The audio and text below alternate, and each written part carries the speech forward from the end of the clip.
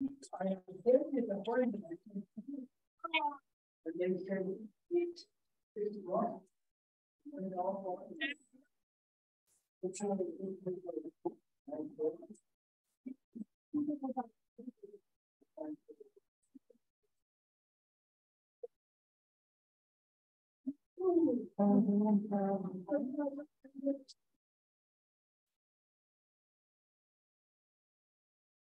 our first one started off not so well.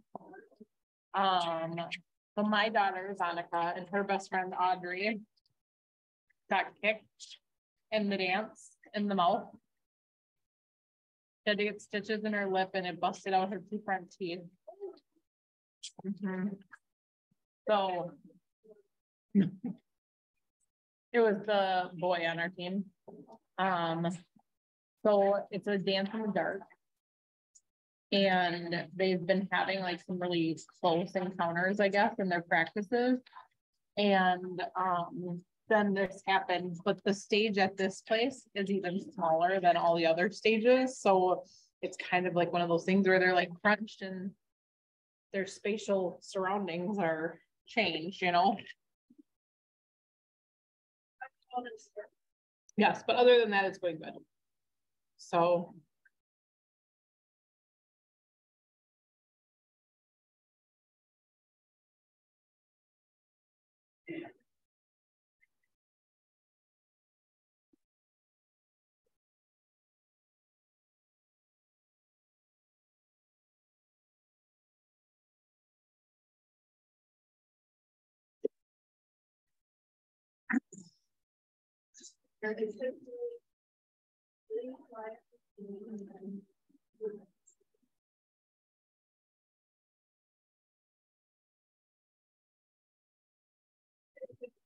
we got 3 minutes.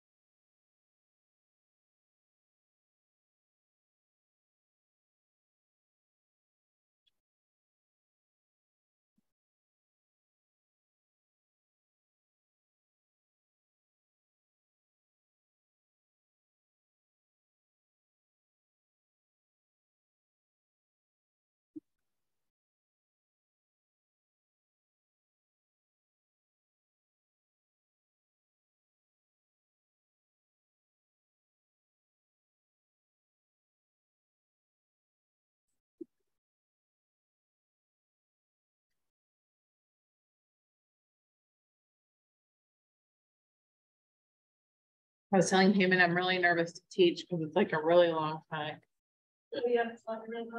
No, just the teaching portion is long. No,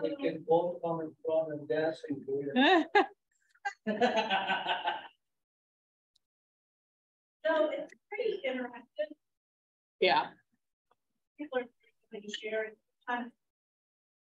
It goes a little off topic. Yeah.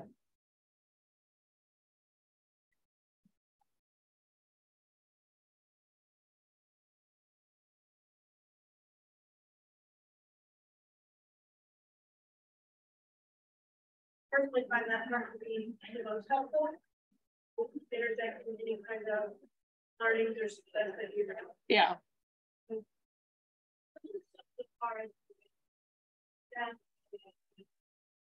Mm-hmm. That's okay.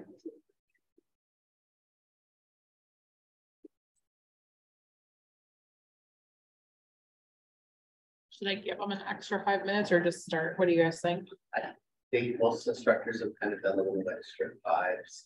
Give them a little extra. Yeah. Just a little bit, just. All right. I don't mind.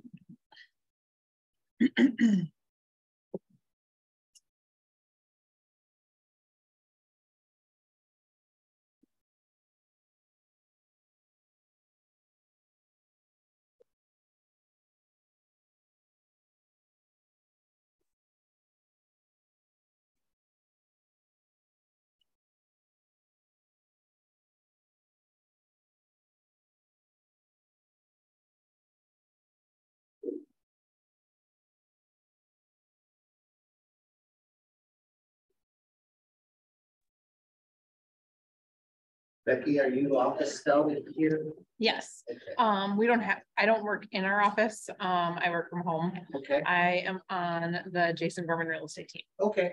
So, yeah, we used to have an office here, then we went over to Oakdale, went off site, and then we came back. So Okay. now we just have our admin with offices here. So, yeah. I have the hardest time working at home. I just couldn't. Okay. I hope it's every. Come in. Yes. There's like. You left it here? Many. Other things. Like the laundry, the dishes, oh wait, there's a show on that I know I've actually, did you go to the St. Patrick's Day event? I did not. So I was down there and I'm like, gosh, I love this office. I'm like, it's pretty vacant too. So I'm like, I should go down there and do some calls. Like, it's quiet, it's right on the street. Like, I like that location, but I've been just going to like different spots and doing calls because I need to hold myself accountable. And even, Did you potentially go to other Keller Williams that are not part of your brokerage? I mean, I don't see why you couldn't. You would probably just have to ask for the space, you know? So, I mean, I don't think we're technically an open book company, so it shouldn't be something where it's not able to happen, you know? Because I live really close to a different one. So, like, I don't know. Which one is it? One in Maple Grove. Okay. So they're not a premier. Right. But I don't think it would, I mean, you could always ask. I'm a new agent, so Yeah. I was gonna just give it like 5 minutes and then we'll start just in case people just need their gift. Yeah. Like I feel like later and later will come in and it's just, you know. I get it. We're all busy. Did you ever see that? it helps with being in the office on calls too. Because, Yes. you know, at home, you know, you get a stinky call once in a while. And At it's home, then it's like, yeah, I gotta see what's in the refrigerator. I lied yesterday in the parking lot, and I'm like, I don't have a computer, I don't have a notebook. Like, can you get me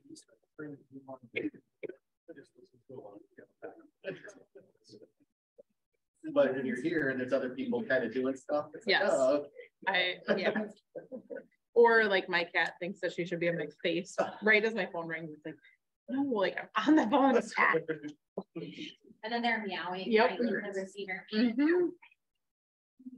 People are like, do you need to tend to your cat? Like now she's needing. Right. It just doesn't like me on the phone. And they won't give you the time of day any other. They're like, whatever. Yeah. Go away. Yep. I don't want to be pets right now. Nope. That's why I love cats. The dog wants me to love him. No, I cannot. The neediness of a dog. I'm always telling my dog, wait for me. I need space. Like when you have children, like I feel like you're all in your business. I don't need another. I don't think like yes. I'm like, dog. Well, and then it's like you have like all this time and you're not on the phone, and then one of my kids will be like, right as I go, I need to go. Like I'm like, we just like really, you need to do something right now. Right? Yeah, it's like, mom. Yeah, no thanks.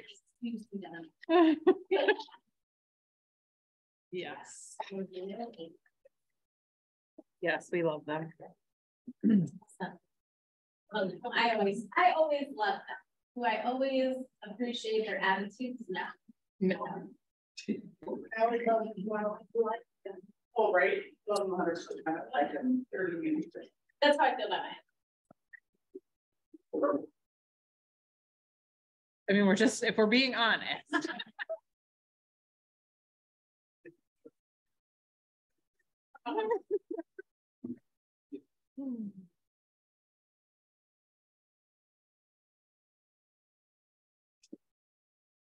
All right, I'll give us one more minute.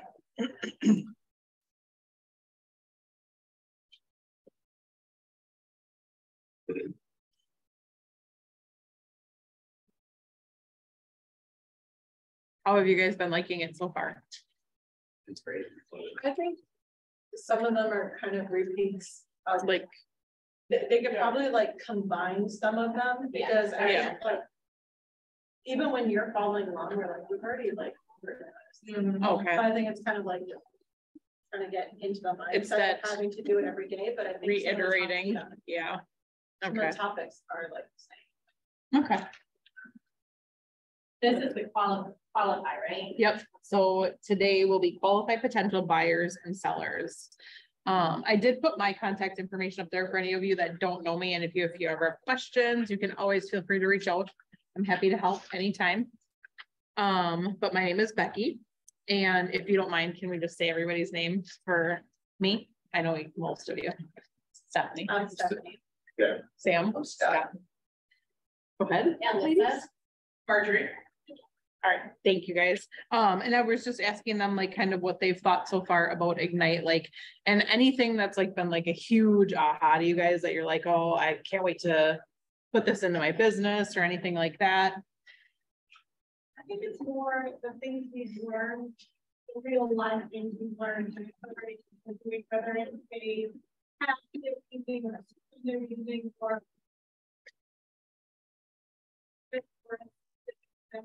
Okay. so anything like that along those lines, campaigns are working, which we're going to give easily. Okay. All right. Well, should we get started?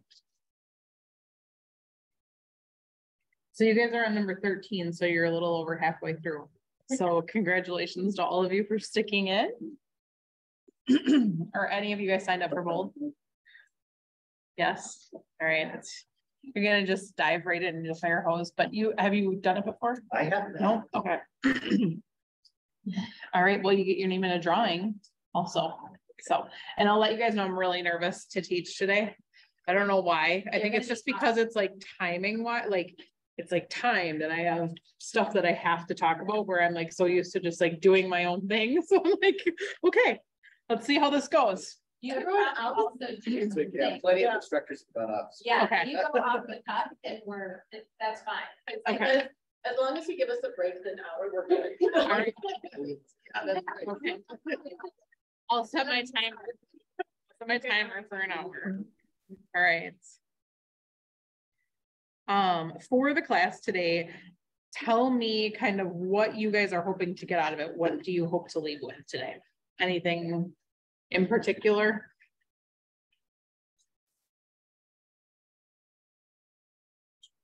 Sometimes I don't deep dive enough when I'm talking to some of the leads that come through. Okay. And then we do set a meeting and you go, oh, okay, we're Very definitely farther out than yes. they had in their mind, right? Mm-hmm. So the pre-qualifying before you actually get to the right. appointment. Okay. I've wasted plenty of time. Okay. I also feel like I've got somebody on the line and they're kind of considering. I always feel like I don't want to be too pushy with too many questions. Mm-hmm. But I need right.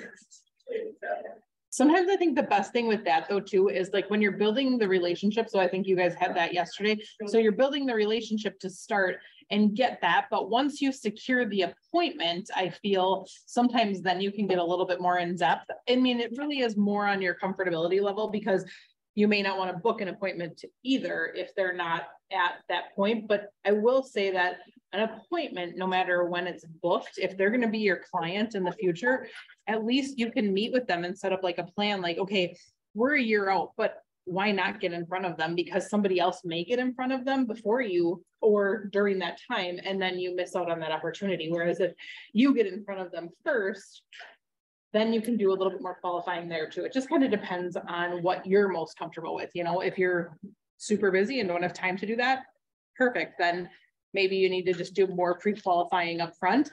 But otherwise, if you're just sitting down with them and scheduling like that time to kind of prepare them, you know, these are the things that you need to do. This is how we have to qualify, or this is what we have to, the steps that have to happen to get to where you want to be, you know? So I think sometimes that's helpful too. Does that make sense? Okay. All right. So here is our agenda for today.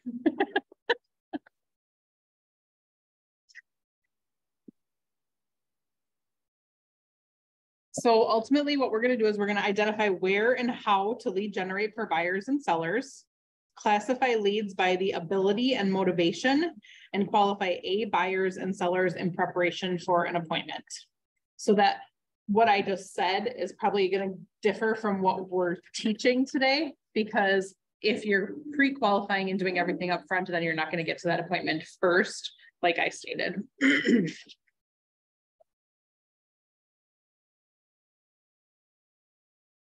All right, so your number one, this is from the shift book. Your number one job as a real estate agent is to find ways to get in path of motivated buyers and sellers. So how many of you guys lead generate daily? And how many of you lead generate for at least 1 to 2 hours daily? Awesome, congratulations to you guys, because not very many people are doing that. And however, we've all been told that's how we're going to be successful. And a lot of people think like lead generating when you're trying to get business and stuff, like it costs money. Like there's a lot of different myths out there of, oh, I can't do this. I'm spending too much time or spending money on doing this, and this. What are some lead generating tactics that you guys use currently, like to get your leads? Seminars and webinars. Okay. Facebook. Okay. Nick. Open houses. Phone calls. Okay. Are a lot of, so in here, how many people are using Command? Successfully? Okay. So I will let you guys know, our team we do not use Command as of yet. So we use Sync, which is a different, place. Oops. Huh? Somebody has their mic on. Oh, sorry. Okay. So we use Sync. So I will tell you that I'm not as familiar with Command as I should be. However, I am learning a lot of it on my own. And I know that there's tons of great options for you through Sync for lead generating and things like that. Like they have the Facebook, I think it's the Facebook ads that you can do through that. Denise, do you use the Facebook ads through Command? No? Okay.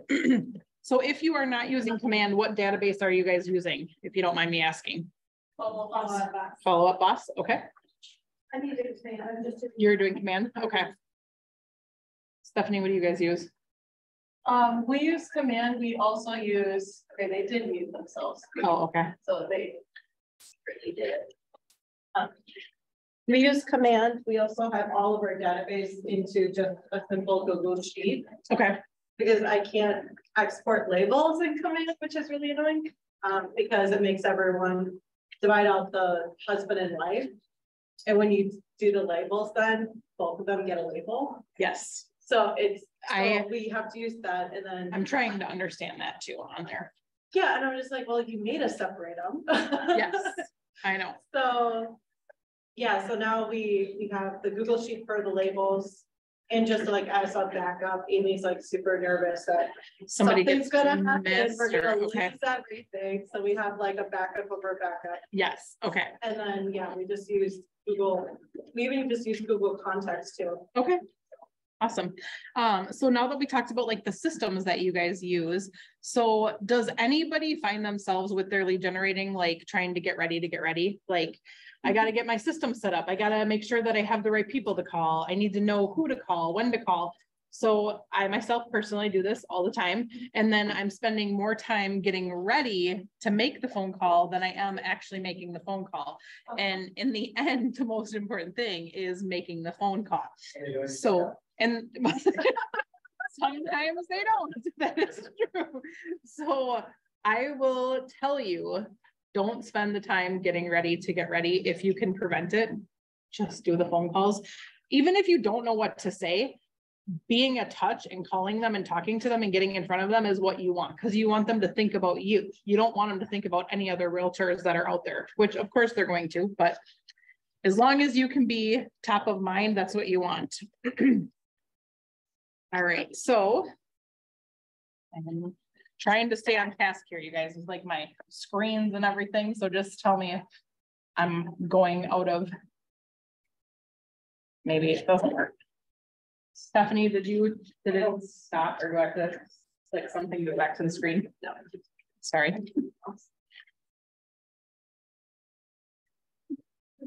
Oh, okay. Yeah. This is one. Yes. Okay. I think the next one. Okay. So now misunderstandings. Is misunderstandings one of the words that you guys have learned through? Okay. I was like, when I was reading misunderstandings, I'm like, I haven't heard that term before. So do you guys have any?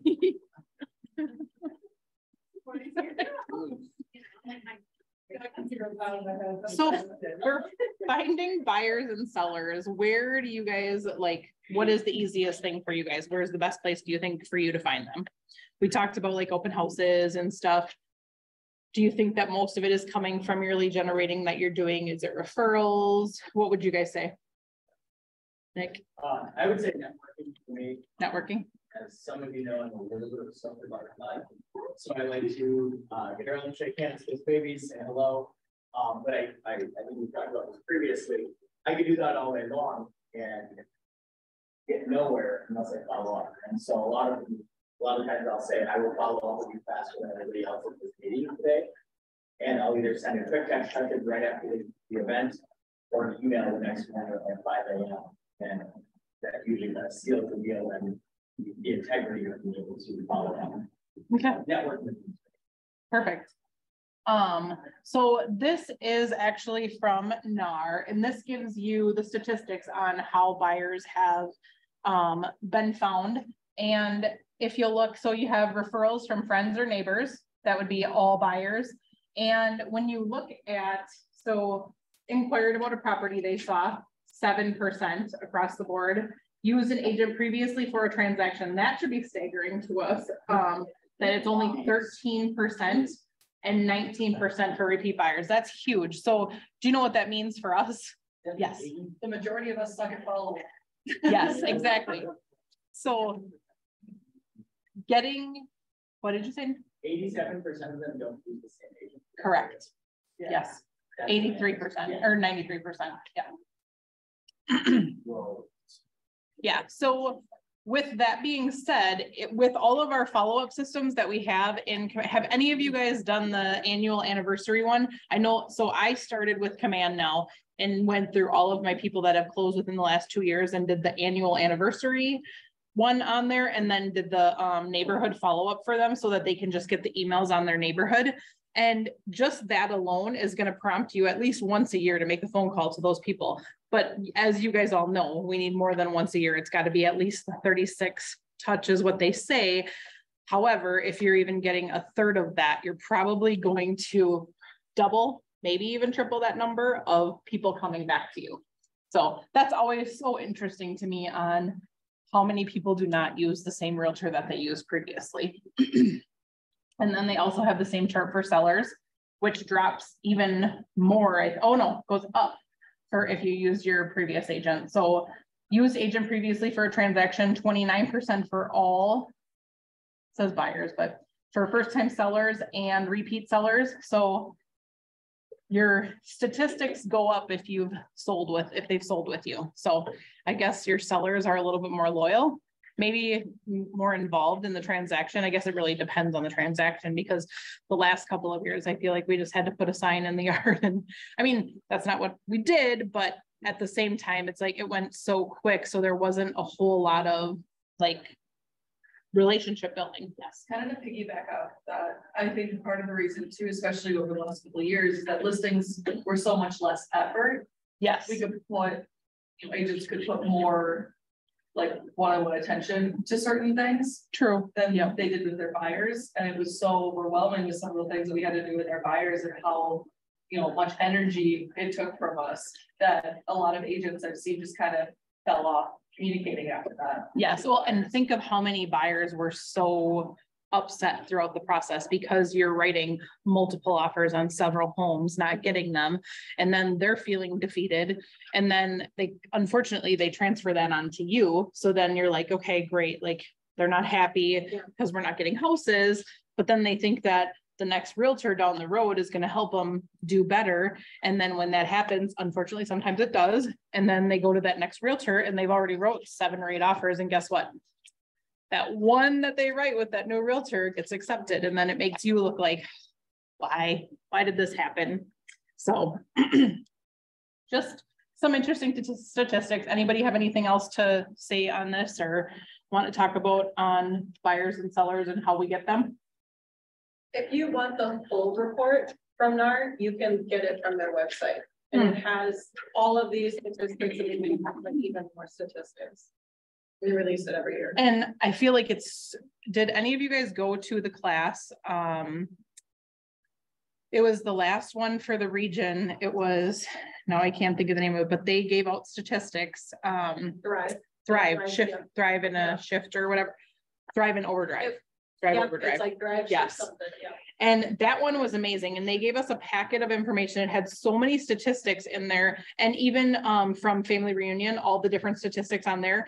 When we're in appointments now, people are going to want to know a lot of the numbers and things like that. And there's not as much business to be had. So you are going to need to work harder to get that business. So being knowledgeable and knowing those things is definitely helpful when you're meeting with your buyers and your sellers and having that stuff top of mind. You don't have to always have it with you, but just refreshing your memory and knowledge on what is happening in the market is very important to your buyers and sellers. All right. So now we're going to talk about command. Who are my command gurus in here? Anybody? No gurus. All right, darn it. I was hoping that somebody was going to be really good at this. And you guys don't use it, right? You said? We use it obviously for compliance reasons, but as far as it makes okay. I know a decent amount of the workings of the opportunity side of it, but not as much on the contact side and the follow-up. I worked as an admin for a bit as well, so I know that end of it really well. And you guys are on the same team, right? Yeah. Yes. Okay. That's what I thought. That's our work. Yes. So I'm just going to read this because I don't know command that well. So as you've been experiencing, Keller Williams has defined model and systems for everything you need to do in real estate. Likewise, KW has its own language like leads and contacts, which you already are familiar with. Opportunities is a word in command that we use to define your sales and your pipeline of business. It tracks all your potential deals or transactions as they move through your sales pipeline. And so if you guys aren't using something, this does have step-by-step processes, follow-ups, and everything. So I would highly recommend, considering that it is free to you as a cost as an agent with Keller Williams, get familiar, go to the classes, learn this, and use it. Yes. So not to contradict you at all, I don't know how to use it, but I know that Becky enters in all of that stuff, and you are creating the opportunity and so on and so forth. So it is nice to have. I just don't know how to use it, but it is really good to have. Yes, I agree. So it's a best practice to put your A, B, and C potential buyers. So how many of you guys in here label your pipelines with A, B, and C for your sellers and your buyers?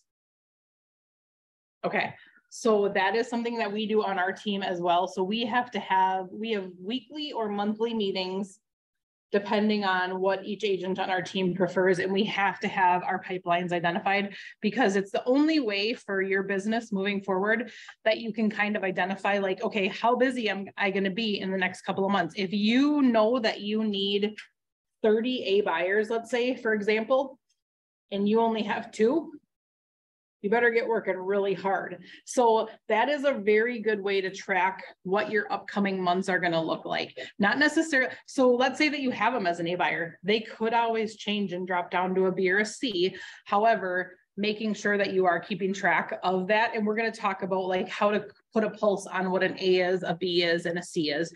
For us, we currently have them identified as if they're within 90 days, they're typically an A. So like if they're ready to go like right now, they're going to be an A. We put 0 to 90 because of the fact that it is taking a little bit longer for people to find houses, but they're ready now. So then the next one for us, we do 90 to, I believe it's 120 days would be a B. And then anything above 120 days would be a C buyer, C seller for us. So that's just how we as a team currently track. And I know that that changes often because it depends on how the volatility of the market and how things are going. So you guys check in like with your team and you say like, I have this many of this group, this many of that group. Yep. So Luetta on our team does our weekly or monthly, whatever you prefer. And she's willing to do whatever, like how often or how little you want to do. So kind of like a 411, huh? Tracking. Yeah, pretty much just tracking your goals and how you're doing. Like we just got our quarterly stuff from her. So it tells us like where we're at for the year as of right now. All right. Ahas, we haven't really talked about a whole lot, but if anybody has any amazing ahas right now, please feel free to give one. Anybody? All right. Well, that means I'm not doing a good job. No, I'm just kidding. Couple of times about that, and it's just really good and interesting to know that so many successful teams are doing it, and that way it's kind of like it's really good. Yeah, well, it helps you for your knowledge of where you're at with your people, and it gives you the reason to qualify them. And then you track them like that in your system? Yes, so in our system on the backside, so with Command, I think that you can do, is it labels in Command? I know ours is labels in tags. Yeah. Tags. So you would put a tag, like ours is labeled with labels. So then, and I can pull up any A. So let's say somebody on our team wanted to pull up all of our A buyers. They can click on that, and it's the same in Command. You click on that tag or that label, and then it's going to pull up all the A buyers that are in there, all the B buyers. So the one thing that is super nice too is, I don't know if Command does this, but ours can communicate together. So if we put in their criteria and we have a seller that has the same criteria, it will merge them and help you define like, okay, these two are a match. You should probably get them together, you know? So that's a good way too, is having all of their criteria and kind of what they're looking for, as long as you have that information. You may not, if you haven't done all the qualifying with them yet. That's nothing. That's only in sync. Oh, it is. Okay. So it's not okay. So that's in our system. So I apologize. So I shouldn't talk about our system because we're trying. About it because like you guys pay for sync, and we, yeah, our team has like thought about signing up for sync because it can, if you have a buyer, it'll, when it feeds and it actually nurtures that buyer, it'll show them similar properties that fit their criteria. Yeah, it sets them up on an automatic search. Yeah. Yes. It's very nice. Does your guys do that too, the boss one? Sorry. Like have like a follow-up system and like kind of match your buyers and your sellers or anything? Yeah, we have smart plans built in. Okay. Yep. And I'm pretty sure that's the way that Command is going, because Command is actually very similar to Sync's platform, like when you look at everything on there. So I think that they're trying to get to that level of being able to mix them. Like yes, right. We're excited that it's for teams now. Okay, so you've probably heard the phrase ready, willing, and able, or ready, able, and willing in many contexts in real estate. We think about this order a little differently, and we say able, ready, and willing when we are classifying our potential buyers and sellers. So how many of you guys are pre-qualifying your buyers when you're meeting, before you're meeting with them? And do you feel that it's helping and benefiting your appointments then? You're a little bit more understand. Yeah. Okay. So I have had a couple instances myself where people are like, well, we're not ready to look for another 6 months. So then I'm like, okay, well, I'm kind of thinking to myself, like, I'm not going to meet with them right now if they don't want to. If they want to, I will. However, a lot of those people recently have changed with the interest rates and stuff. They're moving up.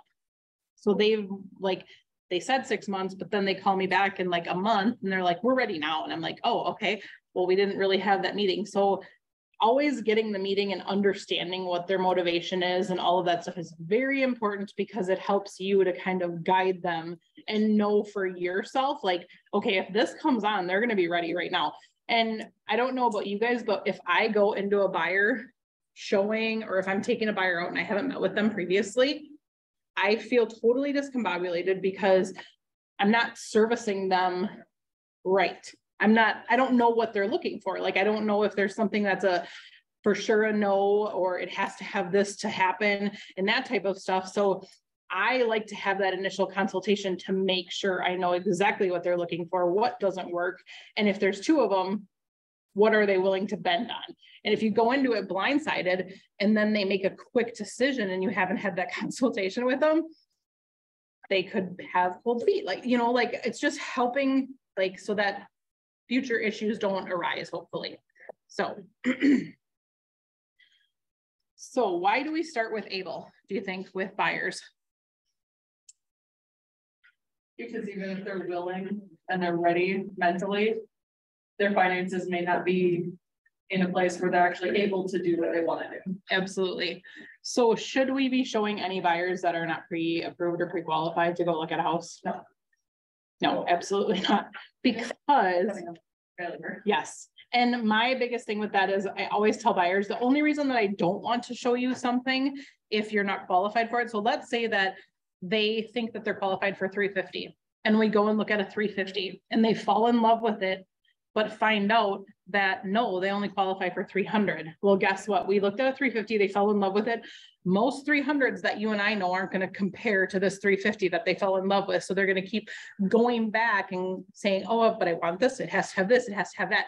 So then you're just kind of backpedaling throughout the process. So I just always let them know that, and they may say that they are approved, they're good with 350, but maybe they don't know what the payment is at 350. So I always let them know that no matter what you're approved for versus what you like want to spend, make sure you understand the difference, because even if you're approved for 400, you may not like the payments and feel comfortable with that payment. Sure, on paper you can afford it, but does it push you to the max of your budget? So always making sure that they are able is very important. So getting that pre-approval done ahead of time is going to be your number one thing.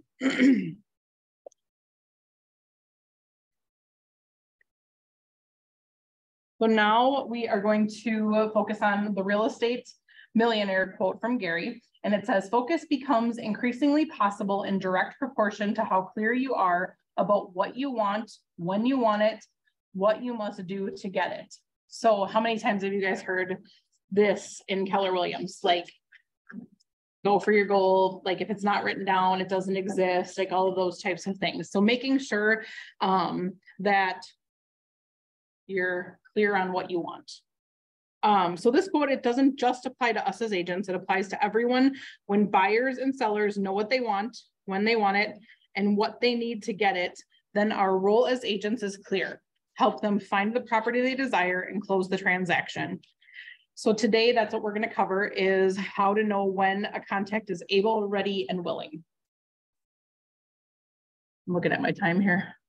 All right, we're 34 minutes in, guys. 34 minutes. We got a little bit more. Hi, Kevin. Hi. I'm really nervous today teaching, just so you know. So for those that joined late, I'm Becky, by the way. I'm nervous. So if I bounce around or I couldn't tell. No. I was gonna say we're a really judgmental group. So oh, okay. Please feel free to throw the judgments my way. No, okay. No, you're totally fine. Did everybody sing the song for you? Thanks, Damon. That was very nice of you. Yes, right. Gather around the campfire. All right. So when we are determining the able, ready, and willingness of a potential client, we emphasize come from curiosity. Why do you think we stress to come from curiosity? Keep asking questions. To keep asking questions and allow them to make the decisions and talk to you about what they want. We don't want to be the one that's helping them make the decisions of what they want. I mean, we can help them find what they want. However, we're not the ones that are deciding what they want. So we want to make sure that we're clear on what they're saying. So if somebody says to you, well, I'm okay with a fixer upper, what would be an example of a really good question to follow up with on that? How much do you have to fix up? Like, how much money do you have put away to actually fix up? Like, yes. Yep. Something that's moving ready, but you know, want to update a little bit. Do you own a hammer? Yeah. What sort of fixing up have you done in the past? I'd say, what is the fixer? Yes, Are we that's talking carpet or painting the wall? right. So, and that's kind of cosmetics or actual like remodel. yes, like getting them to clarify what is fixing up to you. Like, what do you consider fixing up? So, and again, knowing their budget of what they can use to fix up on that stuff. So just getting a little bit deeper on each question to kind of quantify what they're comfortable with and what they're willing to do. Funny story. Okay, go ahead, Kevin. So there's a guy up there working on the wall. He's an expert guy who's going to work on the wall. So I walked down there, and he's telling me about how vast his knowledge was. Did he ask me to hand him the Alvin wrench? Does everybody know what an Alvin quote Allen wrench is? Why didn't you help that?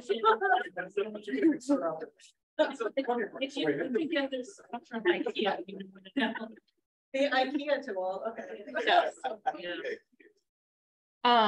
So I don't know if any of you are following along in your book, but I'm following the thing, but it does have this in your book. So for able, it means that a potential client is financially and legally capable of completing a transaction now. What does anybody understand why it would say legally capable? They're not tied up in something that's gonna take their age. Correct. Or They're of age. of age. Well, is there a legal age actually? I was just gonna ask that. Is it you do have to be 18? Okay, good to know. Unless you're. We're all learning something. Okay, Well, even you put a title. can you? You just Okay. can't be solely on the title. Yeah. Okay. Be in a legal contract. Yeah. Okay. If you're under the age of 18 and you're considered a minor, you can't enter into a legal contract unless you've been emancipated by the state. All right. And then also, like, if you have somebody that's going through a divorce, usually a divorce has to be finalized, or they have to know, like, I'm pretty sure it has to be finalized. I don't even know that they could know the outcome when you're buying, because it could change. And if, like, depending what they would, if they have child support, if they have some type of agreement or things like that, that could affect exactly how their money is going to be doled out, then they would definitely need to make sure all that's taken care of. So those are probate. Yes. So any of that type of stuff, you just want to make sure. And sometimes that may come as a surprise to you too. So just asking people, like, okay, because really that question doesn't ever come up until are you in the process of bankruptcy, divorce, anything, you know, are you aware of any judgments? So those can be awkward conversations. However, it's a good thing to probably just bring up, because you don't want any surprises once you're going through the process and find it out at closing or with the lender. I tend to ask that question a number of times throughout the transaction, because they don't always remember something that happened 4 years ago, 6 years ago, 10 years ago. But constantly just asking them, is there any surprises we could come across? Is there anything that may have been lean against the house? So I have a situation right now, and it's a friend of a family. I'm going to share this. I hope you guys don't mind. Is that okay if I share a story? Okay. Yes. So it is a foreclosed property in St. Paul, and it's a friend of our family's that I grew up with over there. And it is at the end of redemption. It's up next month, middle of the month. So the Mr. Seller passed away right before Christmas. She was under the impression that they were joint tenants. They're not joint tenants. So they are tenants in common. And there's also a couple of judgments outstanding for her and him on title. And we're up against the foreclosure. So we have all of this stuff happening, and it's also a hoarder house. So there's a lot of stuff inside, not a hoarder, it just lots of stuff. Like, so it's exactly hard to get through and stuff. So here's me looking at it from the outside. I know that where we're at price wise, like it's a great house. They've done a lot of nice things to it. However, everything has to get out. Everything is up against the clock. We have all of those judgments that have to be taken care of. We have the probate that has to be taken care of. Well, I have learned that there is a thing that you can do with probate that will expedite it. And the exact word, I should look that up so I can tell you what it is. So there's that they're able to do. However, I just had an investor reach out to them. And this investor can come in and bypass all of that. All she has to do is sign a quitclaim deed over to them, doesn't have to go through probate, doesn't have to have the judgments taken care of. He isn't alive, she can sign it over with just her. And they're able to move forward, and they get to redeem the property, give her some money, and she can walk away. The lender that put the foreclosure in, so they're in first position, Yep. They file a junior lien to negotiate the other stuff. So that was very interesting to me. I was, well, that was a quitclaim deed, but the term for probate, it's called accelerated. Sorry. But that was interesting to me because I'm like, we're trying to figure all this out. And it's been one thing after, like, unfortunately she had like a medical mishap. So it's like been, I can't list the house because I can't bring people through, you know, so it's just been one of those things.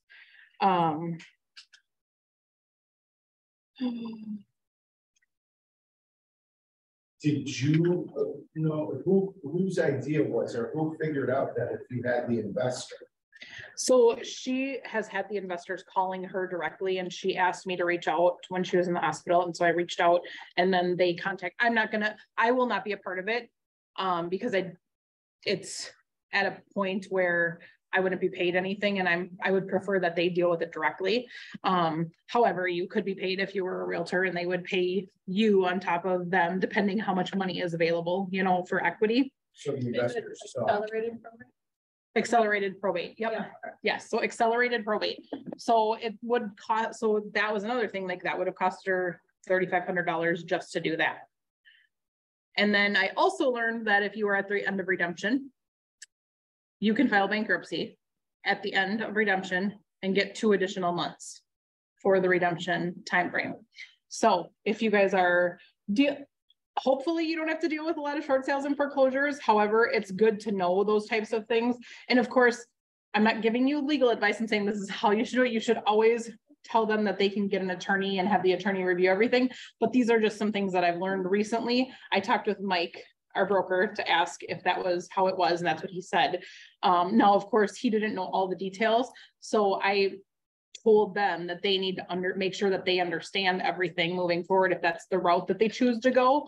And they can obviously get legal counsel and find out more information. But he stated that, yes, it is a possibility to do it that way. So thought I would share that because I learned that last week. Has anybody else heard of it or seen it done?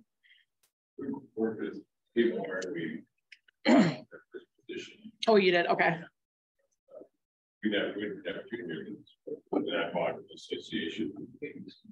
Okay.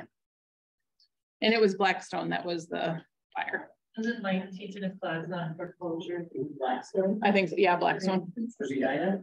Yeah. Yep. Yes. So now we'll go to ready.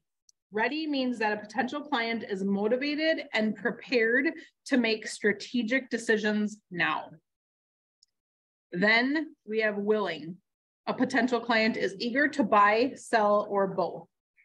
So can we do a transaction with just one of them? No, we need all three. So just making sure that you're talking to your people, making sure that they are ready, willing, and able. Able first, then ready, then willing. What questions do you have about being ready, able, and willing? We'll have to go in that order. Well, I would think able would be most important, because if they're not able to, being ready and willing is probably not going to help you.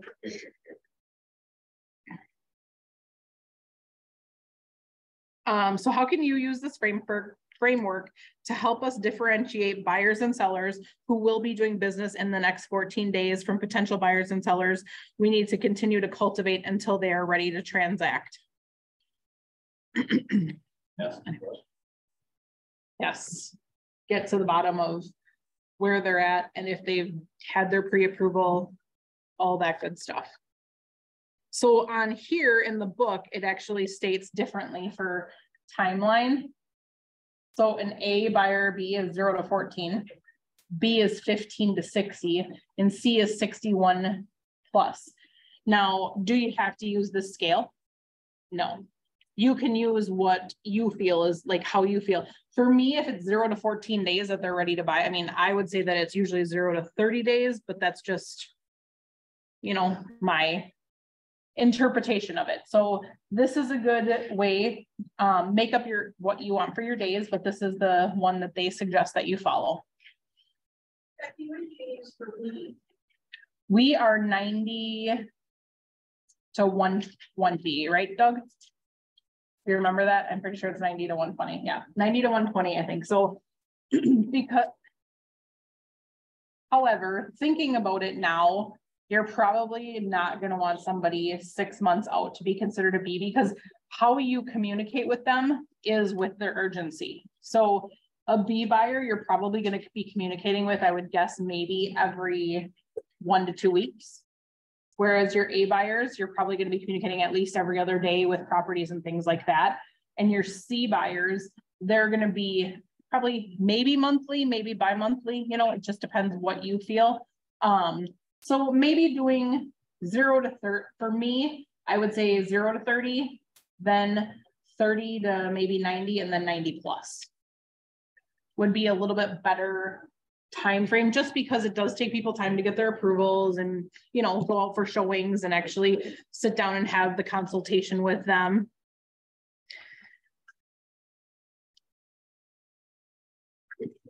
Does anybody else have any ideas on how you should quantify them for A, Bs, and Cs, or what they use for their A, Bs, and Cs timeframe wise?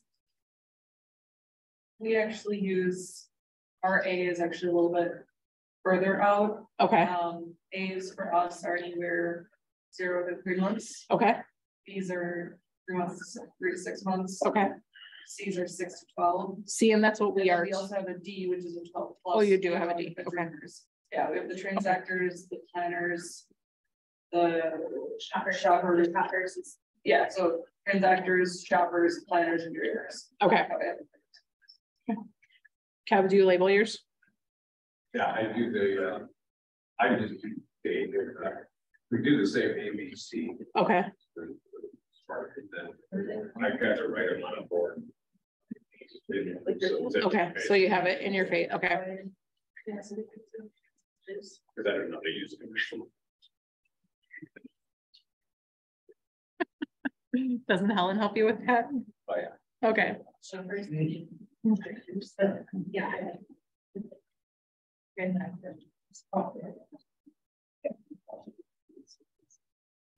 Okay. So in session 11, you guys learned how to convert possible business into profitable business. You covered how to convert leads to appointments. And then in session 12, you did the nurture relationships, and you covered staying in relationships with contacts who are not ready to transact. So how do we know whether our potential client is ready to close for an appointment or close for a continued relationship?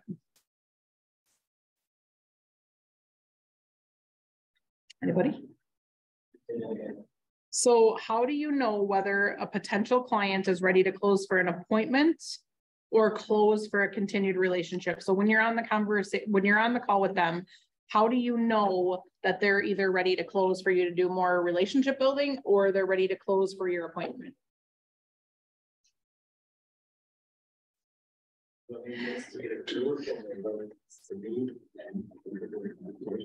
Yes, so they're telling you.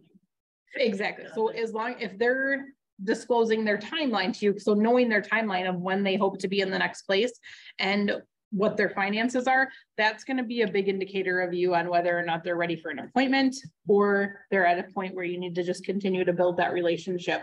So for example, I'm talking to you, Bill, and I'm like, well, we're just starting the process. We're thinking about, we want to be in a place by June.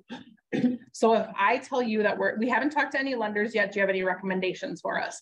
What would you quantify me as right now if that's my situation? I would qualify you as a buyer. If you're looking to do something by June, absolutely, being less than 3 months out, the first thing I would do then is ask you about your lender relationships. Okay. Do you have anyone that you're working with? If not, I have 3 that I would recommend. And even if you do have somebody, I would recommend talking to at least 1 or 2 others. Yep. Different lenders have different programs for different people. Yep. This is the most important purchase of your life. So I would talk to 2 or 3 different lenders. And if you need some, let me know. I can get you some referrals. Thank you, Bill.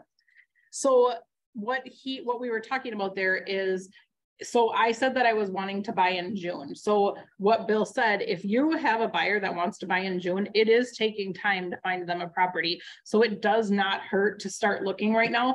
I usually gauge it if I can get them closed within 90 days. If they're willing to close within 90 days, they should be looking now, because some sellers have to find something. They're willing to do a prolonged close date. Like I had one last week. We wrote in March, they're closing May 1st.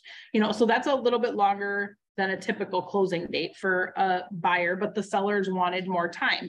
So if you have those buyers, definitely, if they're telling you within 90 days, get the appointment booked. They should be considered your A buyers. Because they're ready. They want to get pre-approved. They want to move forward. How about somebody give me an example of somebody that you're talking to and where you've been like stuck or stumped on what the next thing to do with a buyer. Like if you're talking to a buyer on the phone, go ahead. It's a seller, actually. It's okay. That's fine. We went over there, had a, buyer representation. Yep, a seller listing consultation. Looked at their house. It was all ready to go. She wanted to replace the carpet in the basement. That's fine. And she has her husband has a lot of glass. Okay. To pack up. They wanted to go by March 1st. Well, they still have a lot of things to pack. They have a place in Florida to move to. It's already purchased, so they just need to sell. And I'm having a hard time getting them on this day. Like to get moving and stuff? Yeah. Okay. It's like you wanted to sell, now's the time. There's no. Before I weigh in on my suggestions, does anybody in here have a suggestion for her on how to? Older. Yes. Have they thought about like a downsizing program like Rose's Daughters that will actually help them pack all that stuff up? Because they can hire that service out. Yeah. They're like slow to do. What is it called? Rose's Daughters. Otherwise, you could do like the estate sisters. Well, there's there's different downsizing programs. I like Rose's Daughters. I've used. Are they motivated by money? No, they have plenty. They're another place. That would be made selling at a great name. Yeah, they're just taking their time. Yeah, people aren't motivated by money, and it's hard to really get that going, especially in a market like this. I would think that the snow and ice would have motivated them. New places in Florida, they have a company down there, they just have to go. I would do exactly like Stephanie. I would just give suggestions of companies like in the one that she gave, and then maybe even shoot a message on our internal system and just say, does anybody know any companies for helping people move and pack? elderly preferably, or that has been good with elderly, and just continuously being like a resource to them. And just, I mean, you don't want to be super pushy, obviously. However, you want to be beneficial to them and help provide them with other things that they could use that is beneficial to them, like that helps them get out of the property, get on to the next thing. And maybe when you're talking to them, remind them of how great it is in Florida. Like, aren't you excited to get to your place in Florida? Like, what do we have to do to get you there? You know, like just kind of reiterating that type of stuff instead of being pushy, like we have to get it cleaned out now, you know, like I'm so excited. She doesn't want to bring anything with her. She doesn't want any of it. He's got, look at my glass collection that we got from McDonald's cups from the 70s. Oh, that kind of stuff. So I think they are worth a lot. Yeah. So I would just be like, come from curiosity and how you can help them. And hopefully that can benefit you and get you in there sooner than later.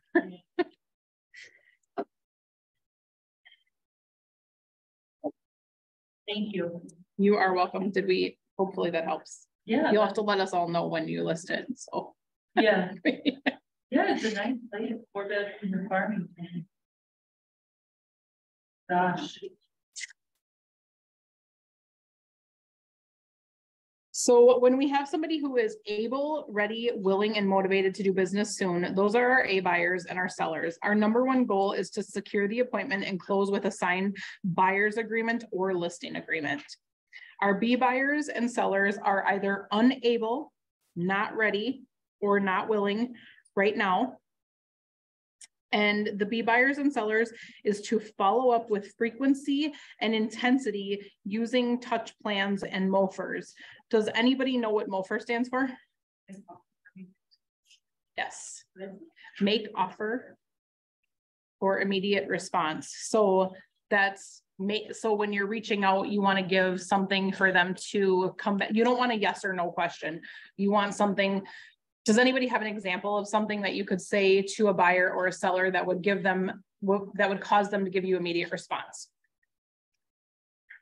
I had good on that buyer accepted program, because sometimes sellers are, one of the things they say is, we don't want to be homeless. You know, we know it's the market's crazy. So would it be helpful to have some information to be able to buy a home for cash? Okay. Without selling it. Yep. And so that may get certain people to respond with what they, you know, like, hey, we're ready to buy right now. Yep. Otherwise CMAs and things like that. Okay. Very good. For C buyers and sellers, they have no immediate need to transact. These are the perfect candidates for longer term nurtures and the 36 touch plan that you guys developed in session 12. Did you guys all get a 36 touch plan that you started last, or that you felt good about? Anybody? I will tell you that Carly Duckworth is coming, I believe, next month, and she has great follow-up plans, and like they have a really good system of how they keep their client and database stay in touch with them. They have like all their programs and different things like that. She does a great job with that. So be on the lookout for that if you don't have a good 36 touch, but I know that there's several in command. If you ask any agent, we have one, we're always willing to share. You can always come to us and ask. I'm sure you guys have one as well. Voz Harwood, I'm sure you guys do, Stephanie. I mean, everybody in here probably has a plan that they're willing to share. Bill, do you have a plan you're willing to share? Yeah. Good. Always. Thank you. That was in, well, we didn't cover that page. Oh, okay. So if you've got that, that'd be great.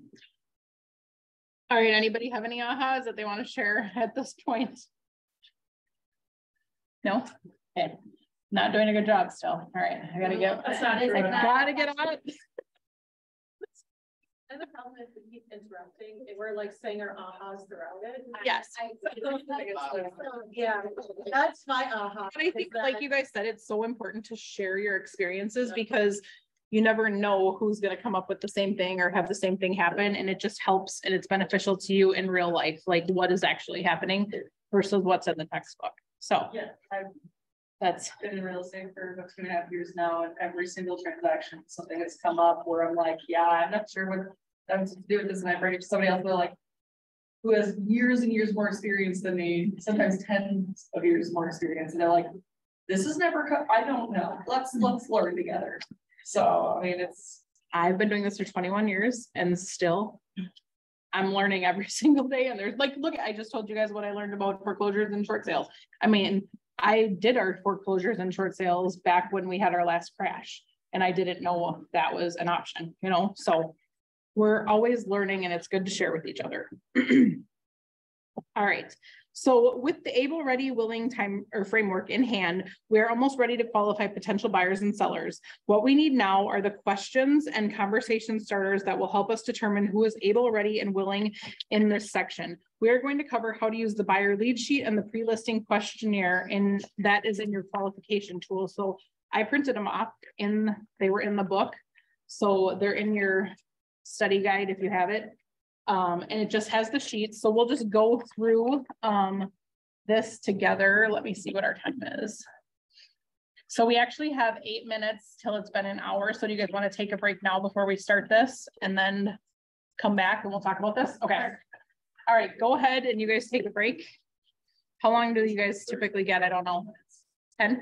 like 10 minutes? Oh, 5 to 10 minutes. Okay. Go ahead. We'll start within 7 minutes. How about? Huh?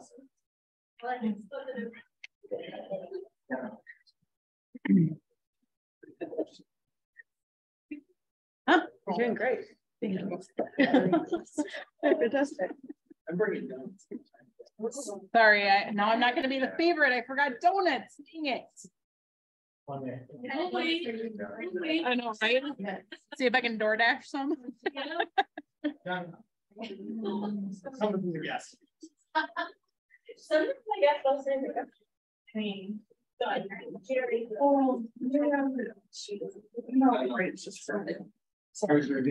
my brain is just like, I know. involved in our community, the very heavily, that there's a lot of drama going on right now. Oh no. Where? Helped a bit. Those embers, I know, are getting fired up a little bit. Because Where is it? Okay. people were just pushing things off. Be accountable for this. I'm sorry, be accountable when they're waves. They're falling apart, and I'm like, yeah, because you built it on sand. Yeah. You can't be surprised when it falls in. Where is that at? Oh, Yeah, okay. it's interesting. Share No fun. Depending on how this next meeting goes, I'll be done. Since I have any associated singles. Yeah. That's tough. So one of the people who just recently was. What do you know? So, It's interesting. Oh no. Yeah. So, somebody was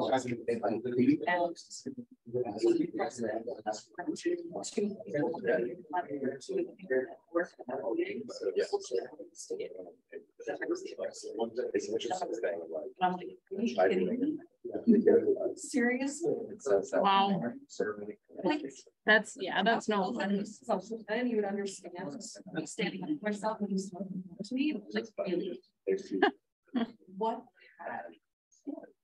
It's that kind of petty stuff, and I'm like, you know what? Not worth your time. Yeah. That somebody adores me and values my time and ideas and input. I'm very supportive of my problems. Right. But it's a whole lot of drawing for others. Right. Mhm. So. So up to like midnight, different people. So you're tired and you're afraid. And my fiance ended up getting early this morning, more like, because some people would be about to see like. As much as I am really happy to see me, they would keep the standard. I had a good. Do that. After, like, we pass each other. Oh, that's so fun. Yeah. I see him going down with his son in the correction. Yeah, that makes it tough. They probably didn't catch up. Yes, you did. Well, we were a little late this morning. Also, the reason why I was like, I'm just gonna be comfy today. I have a lot of those days. I had more those days before tonight. Gotta see everybody. I know. And then I was like, nah. Mhm.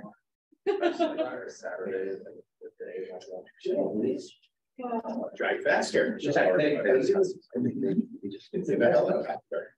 You're out there every day. Waltzing right in person. Right.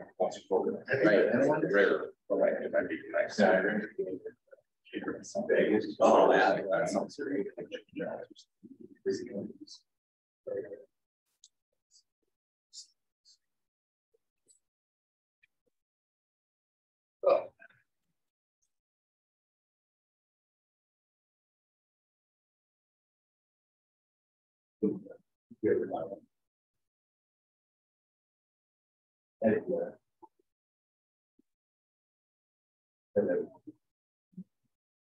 I'm gonna try and use the restroom really fast. Oh, the instructors aren't allowed to use the restroom.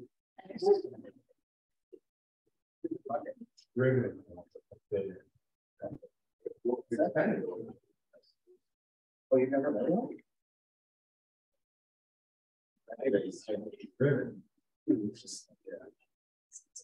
Throws your snot back. Remember Monica? Yeah.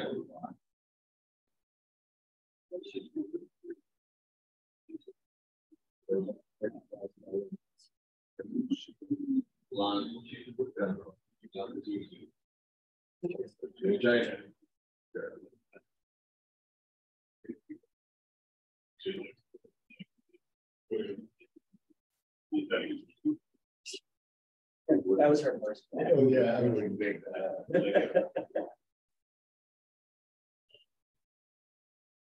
Hey, buddy, you give me contact me for photographer.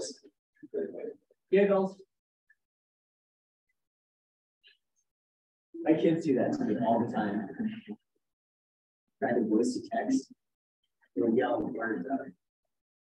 Wonder where they get that. Gosh.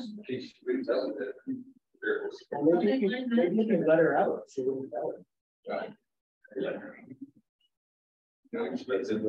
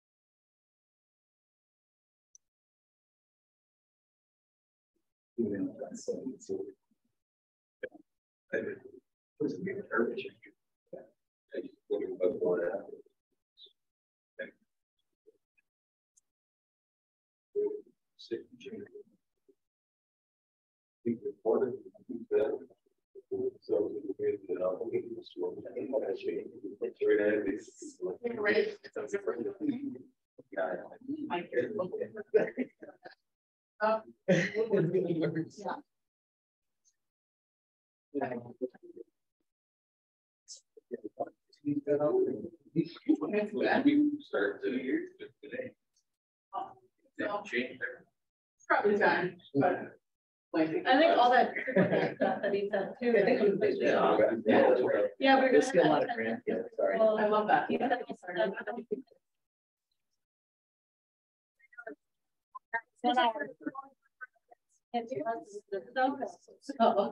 Because we stayed on until the end of February. Love it. It's such a good role. Because I like this too. I do. That's I see that.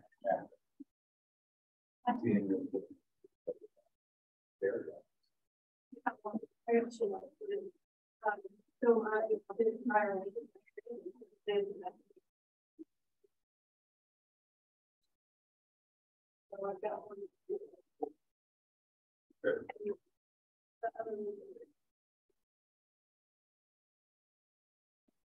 All right.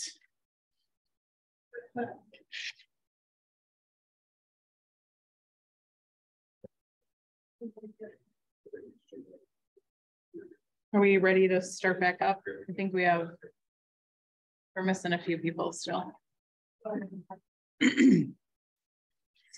All right. So in the last section, we started with the win-win of qualification.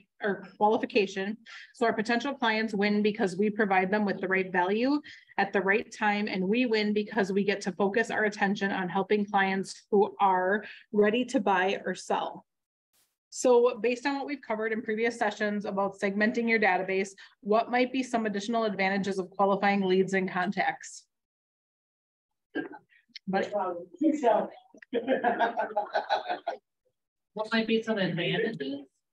yes. Wasting your time then. Absolutely. Yep. So you're Time when, on purpose. yeah. All right. So for our B buyers, we often need a different message, such as how to save more for a down payment or information about changes in interest rates that could impact their buying power. And for our A buyers, we need to know what listings are available right now that fit their home list or their wish list.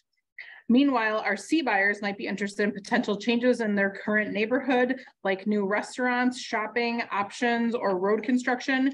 We can make our touches more valuable to our database by matching the messages to the individual's current real estate needs. We use the same buyer qualification process for all buyers and the same seller qualification for all sellers. And what it does is it allows us to stay in compliance with our fair housing regulations.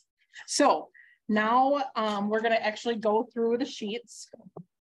So so the qualifying buyer sheet, does anybody have a lead sheet that they use currently that is not one of these? Just you do? Anybody else? Yeah. Okay, you have one too? Okay. All right, and are they pretty similar to what you see on here, would you say? Yeah. Yeah, they're all pretty different. Okay. All right, so does anybody want to role play the buyer consultation? 2 people? Anybody? For the group? No? No takers? Huh? Bill and Scott do? Okay. Do you guys have the page in your book? All right, let me see. Oh, you don't? Thank you. What do we need to do? Well, okay, I'll read it to you. How about, is that okay? Who wants to take I'll be the person that talks. Anybody? Okay. All right. So has another agent, first you want to say, all right, we're going to start from the top. Hi, my name is Becky, and I'm excited to help you find your new home. I'd like to start with some questions to make sure I can give you a 5-star customer experience. Let's start with some basics. What's the best email and phone number to reach you at? So that's where you're going to be using this initial sheet. So Bill, go ahead with your phone number. 651-239-0529. All right. And sometimes they may be apprehensive to give you that information too. So always keep that in mind. I mean, if you called them, you probably have their number, but if they're not willing to give all their information, I always am a little bit leery on why they don't want to give you their information. Are they really an actual A or B buyer? All right. Thank you for those. And what are the best times to be able to reach you? You can reach me typically after 5 o'clock on my cell phone by phone. If it's an emergency throughout the day though, you can probably text me. Okay, perfect. And why is it important for us to know when is the best time to reach them and communicate with them? Anybody? Because we want to be a benefit and we want to communicate and know their preferred style and when is the best time. And it also allows us that if we know when they want to be communicated with, more than likely that's probably when they're going to want to see showings, because they're going to let you know what their schedule is. So then you can prepare and plan, okay, this buyer is going to be coming up. They're probably going to be looking at houses only on the weekend or at night, so that gives you that information as well. Have any other agents taken you out or shown you any properties? No, we just started. All right, great. Well, I'm excited to be the agent who takes you to see some properties. Is there anyone else purchasing the home with you? Yeah, my wife. Great. So what is her contact information? Her name is Michelle. Her contact number is 651. I love Michelle. Yes. All right. I want to help you find the home that fits your needs and the needs of anyone else who will be living with you. Who will be living in the home? We have 2 children. Okay. And their ages, like you can ask as much or as little as you want to know about the kids, because if they're older, younger, then it's probably going to depend on their school district and things like that. So those are some things to keep in mind. They're teenagers, 14 and 16. All right. So we can find the right fit for you and your family. How long have you been looking for a home? We just started looking online in the past couple of weeks. Okay. So I'm curious, why are you guys moving? We're looking to get something bigger. We want a 3rd stall garage. Okay. Well, that's a great reason to be in the market. I have a few more questions that will help me understand your needs. Are you renting now or do you own? We rent. Okay. Do you know when your lease is up? We're a month to month right now. We have to make a decision though in the next 3 months if we're going to be in for the full year. Okay. So do you guys know why all of this is important to you working with buyers, if they own or if they have a lease? Okay. Timelines. Exactly. So, you know, like if somebody tells you that their lease isn't up until December of this year, your first gut reaction should be like, okay, so are they willing to are you able to break the lease? That's a question that you would want to know. Or what does it cost to get you out of the lease if you find something prior to that date? So just understanding what they're willing to do and if they've even had that conversation with their landlords yet. The other question with that too is also, does the lease require a 60 or a 30-day notice? Yes, absolutely. Because that can cause some problems if it has to be 60 and they thought it was 30. Yes. Now they've got to pay for both for a month. Yep. So these are good things for you guys to keep and add as little things to make sure you do as follow-ups too when you're asking those questions. All right. So have you signed a listing agreement with when would be a good time for us to get together? So this is if they own. So it says, first you want to make sure they haven't signed a listing agreement with anyone else. And then when would be a good time for us to get together so that I can give you a free market analysis? That's if they own. So you're going to take it from step to step. I'm pretty sure this is all in your book, so you guys can go through the entire thing if you want on your own. All right, so thank you for sharing. Are you planning to pay cash for your new home or will you be getting a mortgage? I wish we could cash. No, we're doing a mortgage. All right, so have you already been pre-approved by a lender? Okay, and as you're going through all of this, all of these questions are on here so you guys can fill all of this out just step by step. One more thing, we have ours color coded in our office. So our buyers are orange and our sellers are blue. And it's just something that keeps them differentiated. And it's a bright orange that we have for the lead sheets. So it just helps them stick out and know that that's in your file and that you have it every time. Just a suggestion. You don't have to do that, but that's what we do. Awesome. So what amount, and you said you haven't talked to a lender, right? Sorry, Bill, I sidetracked. No, okay. Actually we got approved by quick enough. Okay. And what amount did they approve you for? $350. Great. And what will your down payment be? Probably somewhere between 3 and 5%. Okay. All right. Well, thank you for helping me get to know how you plan to buy. When we are looking for listings, what price are you comfortable with? 400. Wonderful. And we'll 350. I know this is very true. Wonderful. And will anyone else be involved in your home buying decision? Which this is kind of reiterated because even though he said he has a wife, They may not both be making the decision. More than likely they are, but you want to make sure you know who the decision makers are, or if mom and dad have to come along, or if there's anybody else. And I'll throw it that piggyback off what she's saying. Going through these questionnaires with every single client, no matter how well you know these people, is such a benefit, because I've had some of my best friends who then I sat down and did this with as we're looking for a house for them, and had no idea of some of the things that were of such importance to them. Yes, and just it helps you to help them, because sometimes they forget things that they are looking for too, and they'll be like, so every question that you ask is just helping click something in their brain, like, oh wait, we wanted this, or yes, we were thinking that we want this, that type of thing. So that's always a good thing to make sure. Can I share a quick story? Yeah, absolutely. Because I had some friends that reached out to me because they knew I had built a up. Okay. And they said, yeah, we're thinking about new construction, and good friends. And we went and looked at Lake Emil, they're doing Capstone webinar. We spent some time and we're going through, and we were getting into the nitty gritty of the process, and I hadn't really gone through a lot of this. Okay. And his wife said, this is so much better. We looked at a lot of existing homes, and you know, this is definitely the route. I'm like, oh, even you looked at some homes. Who did you look at homes with? You know, so now, lucky, and I said, well, did you sign a contract with, you know, how many there was? And I don't think so. Was there? And so I had. So I don't think so is the worst response. It was. It ended up being okay. They hadn't. Well, that's good. But it was some uncomfortable conversations and yes, phone calls.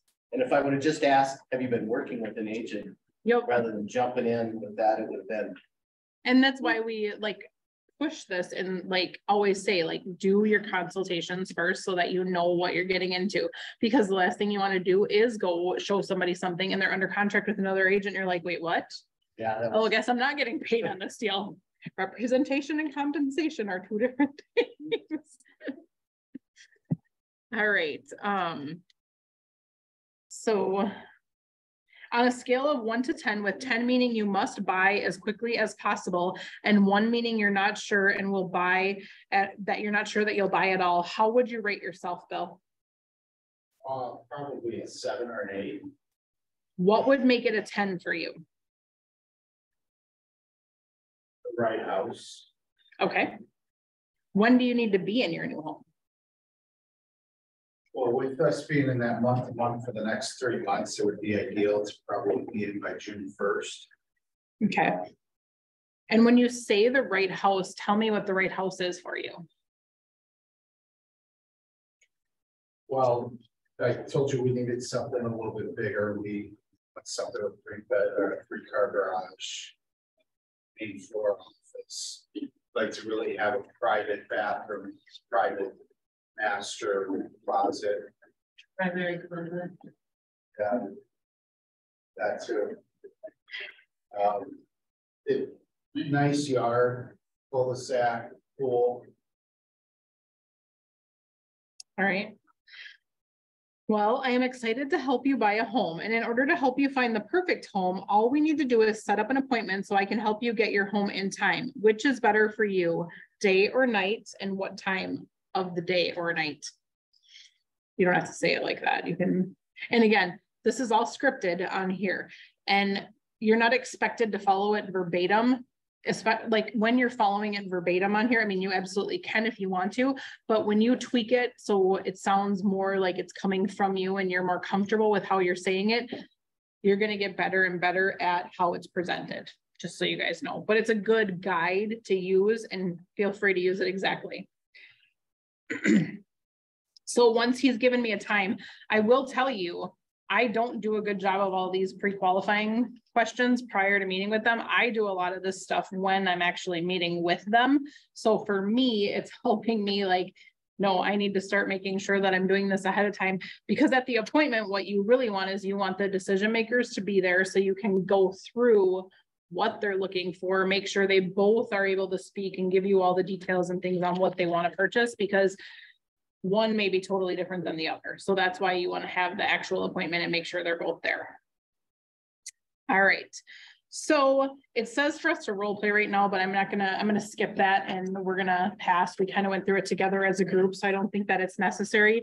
Did anybody have anything that stuck out from them that they feel like they're gonna use or that was beneficial from the buyer pre-qualification and questionnaire? I like this questionnaire. That's what I have. Yeah. But I do have a question. How do you talk to buyers when they say, oh, we want to get something by X date or Y date? What is the timeline that each one's been through so that they understand all the steps that need to happen? So dependent, so like, are you questioning if it's somebody that's farther out or somebody that's pretty quick or which, or both? Okay. Okay. So my first thing would be is, for me personally, I would definitely want to know, have you looked at any other houses before or with anybody, like wanting to know if they've been out with any other agents and have they been pre-approved? And though pre-approval is the most important thing, I would say that's great. You know, that's awesome, Denise. I hear that you want to be in somewhere by April. I mean, things are moving pretty quickly right now. Sometimes it takes a few offers to get something accepted. However, I'm here to help you get into something as quickly as possible. There's a few steps that have to happen. When would be a good time for us to get together and talk a little bit more about the process so we can get you fully prepared and ready to go and get you into your place by April? So then you're closing them at the open house for that appointment, but yet, I mean, you could ask all those questions there. However, you're there to do a different job at that time. So I don't like to have that conversation at the open house. You could say that you could meet them right after the open house and talk more if you want. But I would talk to them then, get them in and do all the qualifying and get them a lender if they haven't already. If they have a lender and they're not working with anybody, get them under contract in that consultation and go start showing them houses. That would be, is that helpful or does that answer your question? Do you have a flow chart that you share with any buyers? I've got a, yeah, I do, but it doesn't have a timing. Yeah, I don't think, do you have a flow chart that has timing, like how long it's a timing on it? Okay. And mine, actually in two spots it does, for inspection. Do you have one with timing? It has something 0 to 10 days because it depends on how long that's one of the variables in it. And then with the appraiser, I think that's 28, 21 to 35 days. So I do have something in there. Again, piggybacking off what she said, it's depending on how quickly you find a house, it's going to be as to what long it takes from start to finish. So when did you can lose out on 3 multiple offers, 3 consecutive or 4 weekends in a row, because you're not able to put offers on multiple things. It's like each weekend you have your chance at a property. And it's a matter of picking the right property that as many people maybe aren't going for, or that you're going at strongly. You don't win that this weekend, then we get to try again next weekend. Where are you at with them right now, Denise, if you don't mind sharing? So I just followed up with them yesterday. Okay. And you haven't heard anything yet? Okay. So I would just be on, did they say that they ever, did they fill out a registration sheet? They did. And did they indicate if they have a realtor or anything? Did not have a realtor. Okay. Then, I mean, if it was me, I mean, you don't want to be annoying, but just at least like keeping in touch, text, if text is easy, try email, you know, whatever. Is that you next over there? Oh,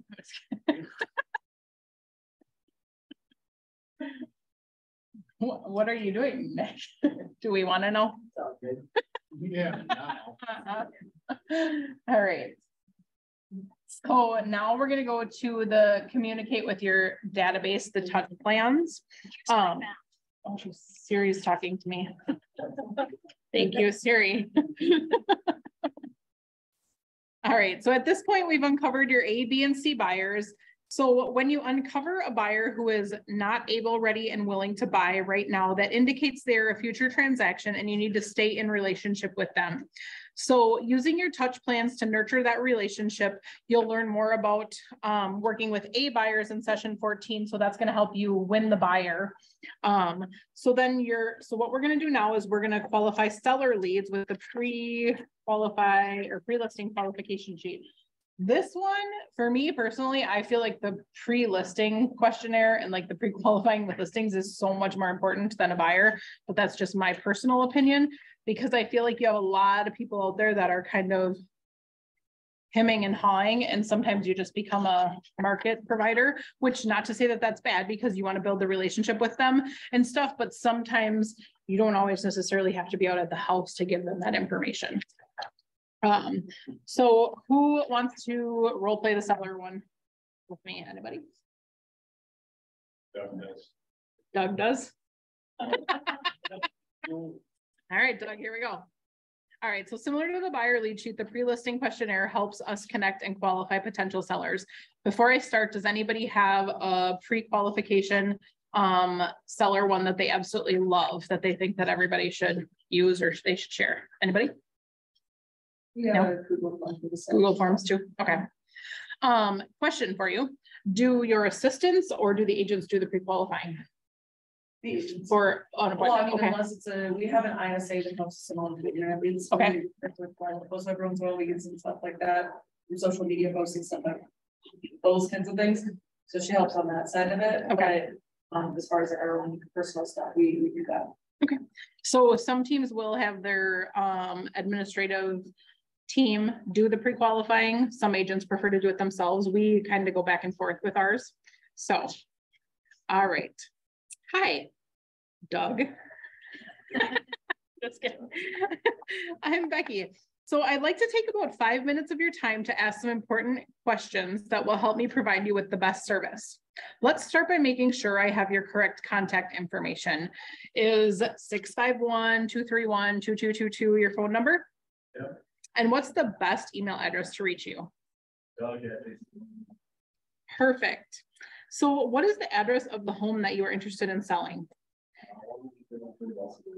So I would change that. I wouldn't say what is the address of the house you're interested in selling, but well, I guess because you don't know if it's their personal one, but I would probably tweak that a little bit, but that's just me. So again, you want to make it so that you're comfortable with however you're saying it. So thank you. That is the first thing I need to start on your market analysis. I just have a few more questions, starting with, how did you hear about me? Well, I just saw you were posting social media. Great. So may I shift to focus a bit more on you? Sure. All right. Where are you planning to move? Well, the Minnesota weather is kind of getting me. I crashed my car like 4 or 5 times. Wow.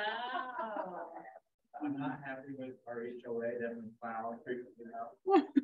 My floor broke down. I want to buy a new one. So all right. Sounds like a minute. I'll Perfect. So you kind of took, it's great. And what is motivating you to move now? Weather. All right. So how soon do you need to be to Florida, Doug? Well, I would need to kind of drop down there before I move. So it's really. All right. Well, thank you for sharing those details. If we sell your home in the next 30 days, will that pose a challenge for you or anyone in your household?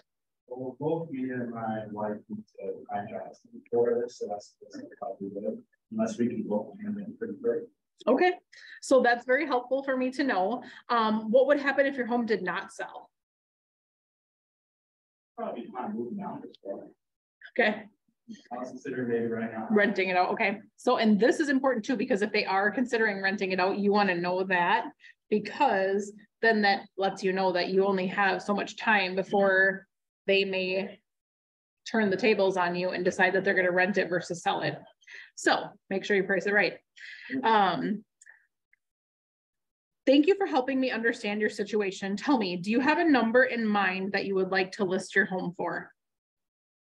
Do you 550? That's quite good. Okay.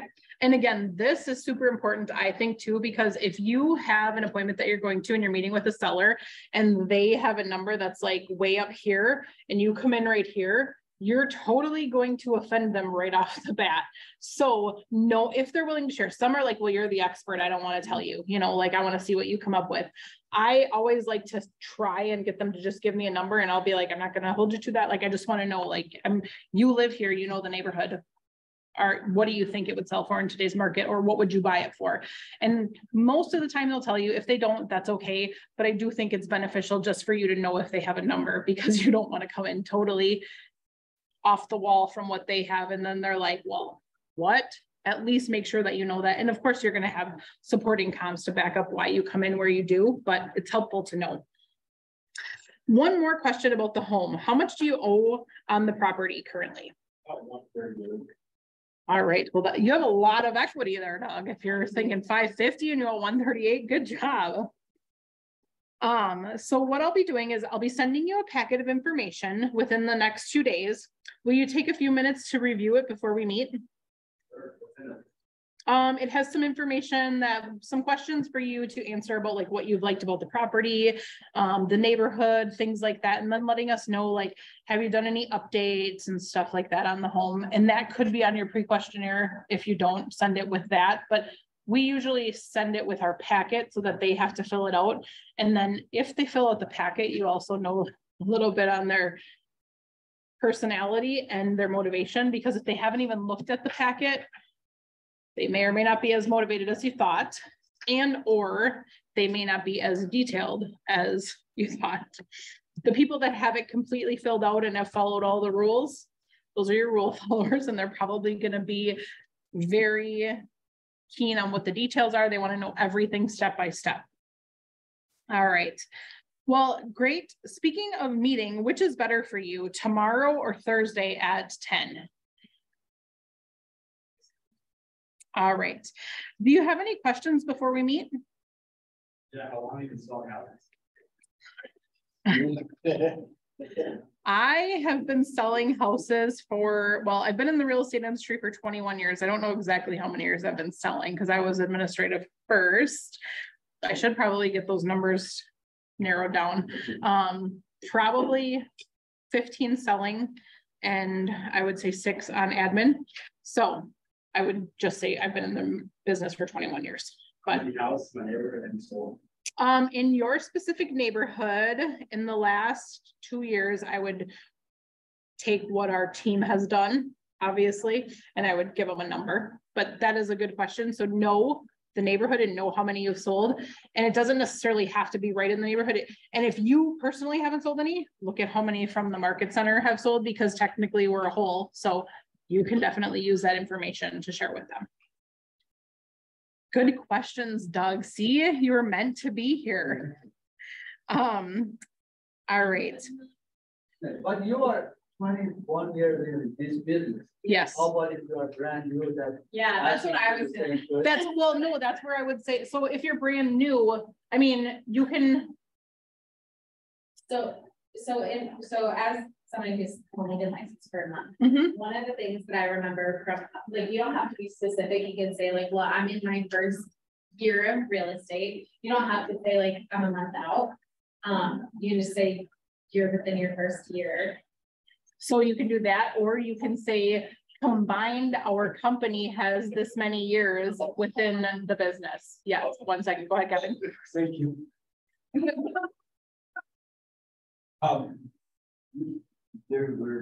of the classes that we do is you don't have to talk about yourself all the time. I just use like Becky said, use the group, use the team. I've been in the business for less than a year, but my team has been here for combined. We have this many years experience. 3,000 years of experience. Yes. But right. Yeah, don't always, because I think it brings a lot of people up when they're new. You know, well, what I say, when you're backing yourself into a corner. Yeah. Just I use the analogy of Verizon all the time.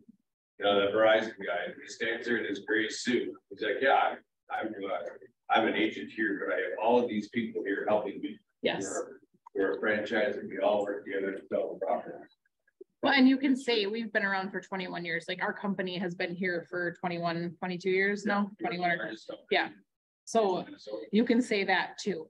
Like it doesn't just kind of spin it a little bit, but if they come back and they say that, I personally have been doing, and you shouldn't be ashamed of how long you've been doing it, because just because you've been doing it 1 year and I've been doing it 21 years doesn't mean that there's anything different between us other than some experience.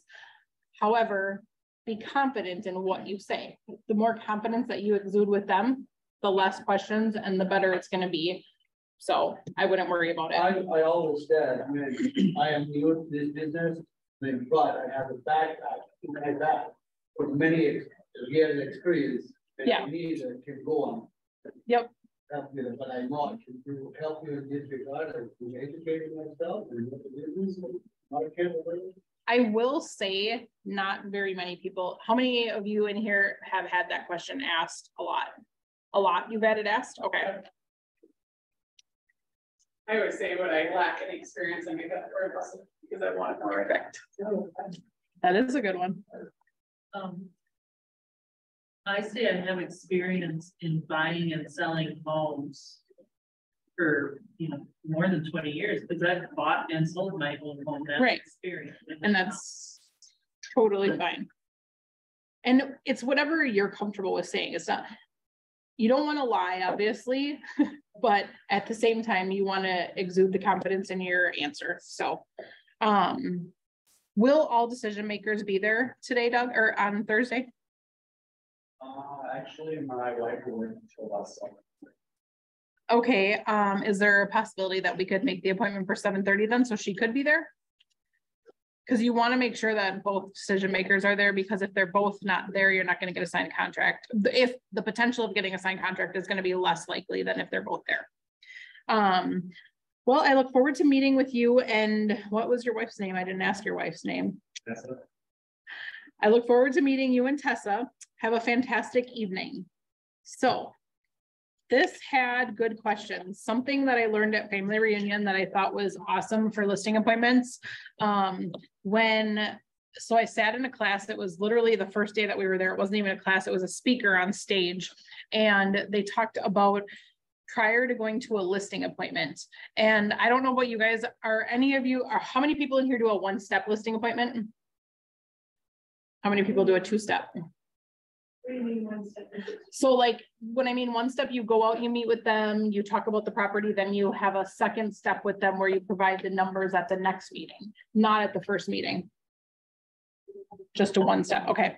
So I'm typically a two-step person because I like to see what I'm dealing with before I come up with a number, because I don't know about you guys, but I've had instances come up where I go into a property and I'm like, oh, it's going to be like a 400 and it needs everything. Like it's not a 400, it's like a 250. Could be a 400, but it needs all this work. So what they were saying is when they're doing their questionnaire, they ask the sellers to send them a picture of the living room, the kitchen, the exterior, and then the basement if it's finished, and the master. So they ask for those pictures, and they can send as many or as little as you want. You can ask them to send one of all of them.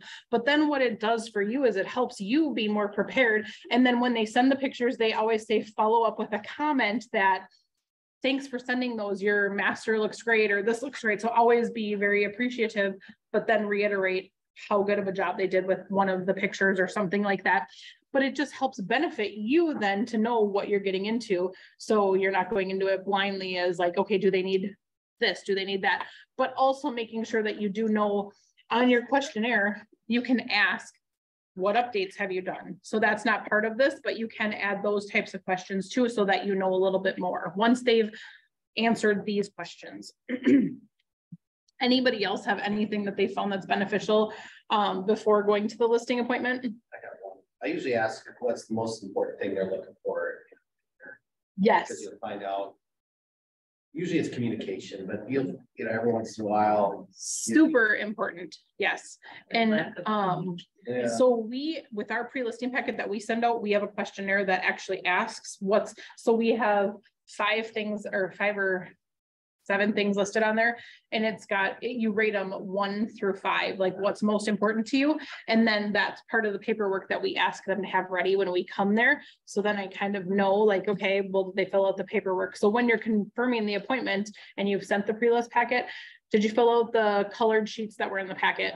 That'll have that. And as long as they did, then you can know ahead of time when you get there, unfortunately, or you ask them to send it back to you before you meet with them, you know. But that's a super good question to know what is important to them, because if you know somebody that's super, if they're really commission conscious, you may want to tailor your appointment a little bit different, you know, like show them all like different things and stuff. Or if like there's just different things that can come up that can help you prepare. So the more questions that you ask ahead of time prior to getting to the appointment is going to help you when you're actually there meeting with them. All right. Any questions on any of that stuff? I missed the sheet, so sorry I didn't have it up there. Behind on my slides. Sorry for the people that are online if you were following along in your book. So we did our role play, so we don't have to do that. We talked about different things that we've done. Now we're going to talk about when you have your, when you uncover any seller who is not able, ready, willing to buy right now. This is when you're going to go ahead and launch your plans for the A, B, or C, depending on how they qualify. And it's very similar to the buyers.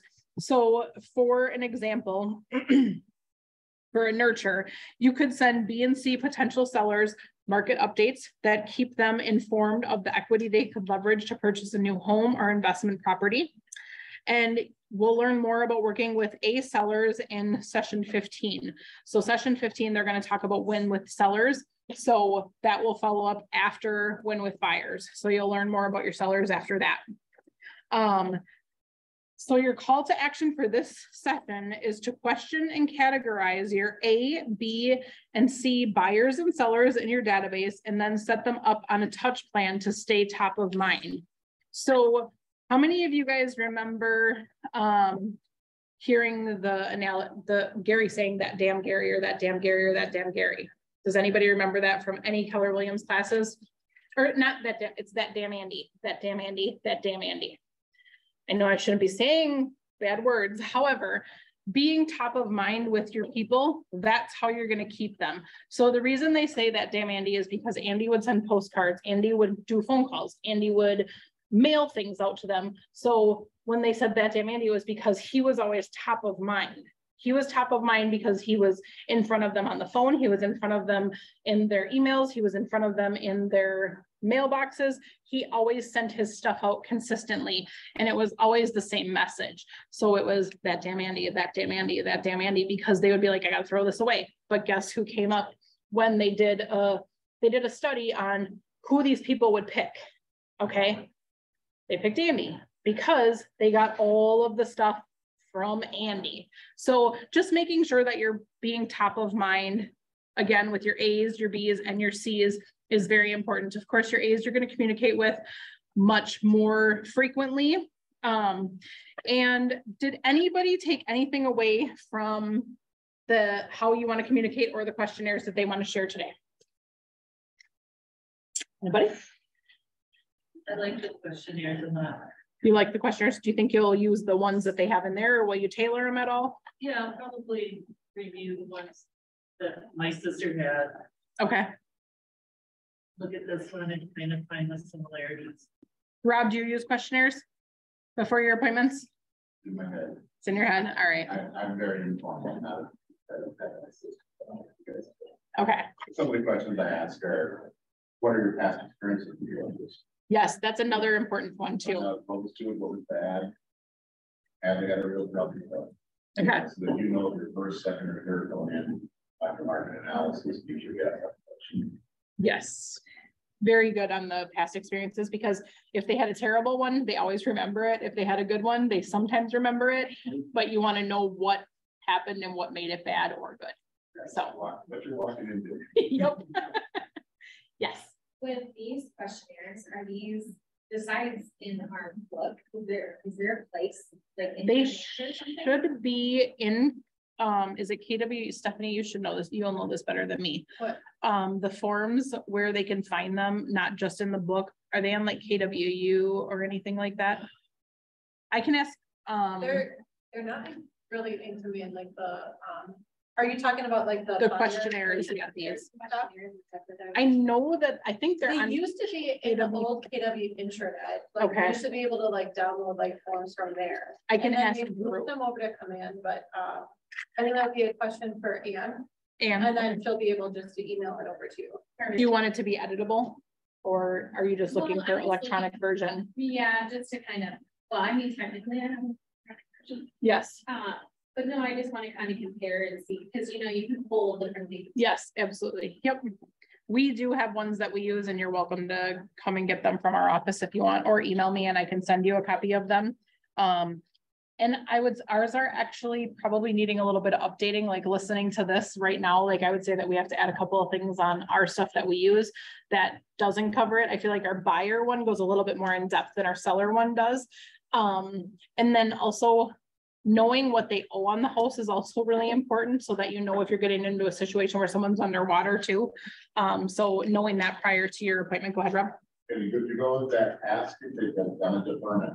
Yes. You know, with COVID. Like a deferment or a modification. Yeah, because there might be more money owed than they pay. Yes, because if they did the deferment, that doesn't come on their statement of what they owe. It's at the end of the loan. So those are important things of getting their, we do a mortgage release payoff form that we include with our packet. So what we have is we have them put all their information on there, and then it gives us the ability to go ahead and call and get their mortgage payoff. And then also you can pull preliminary title work too. I don't know if anybody does that, but we do have Ronnie pull for our listings, because if there's anything that comes up on title that they're not aware of, or like maybe there is something on there that could be a problem, we want to know that. We've had short sales in the past where they forgot to let us know that they had a second mortgage and we're going to close, and we find out that there's a second mortgage attached to it. So we have to now negotiate with the second mortgage as well, and we're not clear anymore. So those are just some things to make sure that you're keeping track of too. All right. So anything else to add on those forms, or any questions that you guys have about what we've learned so far? I'm guessing we're going to be out of here early, but we still have we have some work time coming up. So this is going to conclude our segment on lead follow-up, where we've covered the importance of following up with people in your database forever, so you remain top of mind when they have a real estate need. We covered lead conversion, which is the path to the appointment and signed agreement. We learned about strengthening relationships through touch plans that continually nurture them. And finally, we talked about how to qualify and categorize potential clients for now and future business. So we did talk about the follow-up, the convert, stay top of mind, qualify your buyers and sellers. So not all of this was in one segment, but you guys have learned all of these steps. So going forward, are you guys familiar with the success system that you've been doing now? Okay, so it says that we're going to have 2 hours to work together. That's not the case. We're going to have, so what we can do is it allows 20 minutes, it says 20 minutes, but I'll cut all this in half, and then you guys can kind of decide what you want to do. We can leave it open for questions or comments on what more you want to know about qualifying and like situations that you've come up with. But otherwise, what it tells me on here is that you guys should be doing role play conversations with a partner. So that would be just going through these together, preparing a call list for today, and then real play. So that's when you're going to be doing the calls to those people that you've prepared on that list, and then updating your database with the information that you have just done, like with your calls and stuff. So have you guys been doing the success plan in all of them, or the success system at the end? So typically they just release it and we kind of do it. Okay. So we are an hour early, so I apologize. Hopefully you guys are okay with that. But is there anything that you felt that we didn't cover that you have questions on, or that you would like to talk more in depth about that's in qualifying buyers and sellers? How do you know, a lot of times when I'm talking to sellers, and it's just funny because a lot of some of my sales have been from people that have given me this line, but they ask questions, but We're probably 2 years out. I was here then. Yeah. So you're, so 2 years out. You know, it's like, So with that, okay, so I understand. So 2 years out. So with 2 years, is there anything that I would question, how would I want to word this? So you're 2 years out. Is there anything that if you found the perfect house right now, would you move right now? Like I would question that, uncover what they're looking for first and find out why they want to move. right. So I hear that getting to this next place is important to you. So why 2 years to wait till this happens, you know, and understanding why they have that 2 year time frame of why they want to get it, when they want to do it. And just kind of uncovering that and helping them maybe push forward. Otherwise, I mean, if there's nothing that you can do, just keep in contact with them and know that they're future business. But I would just uncover the why 2 years. That's good. It just seems like everybody gives you a timeline that's way farther. And a lot of them don't end up staying that, like it doesn't end up being that long. Right. It ends up being much quicker. And a lot of times what happens is they'll stumble upon something that they really like. And then thanks Denise, they'll stumble upon something that they really like. And they're like, wait, we want to do this right now. So just still having the conversation and having them prepared and understanding everything is super important.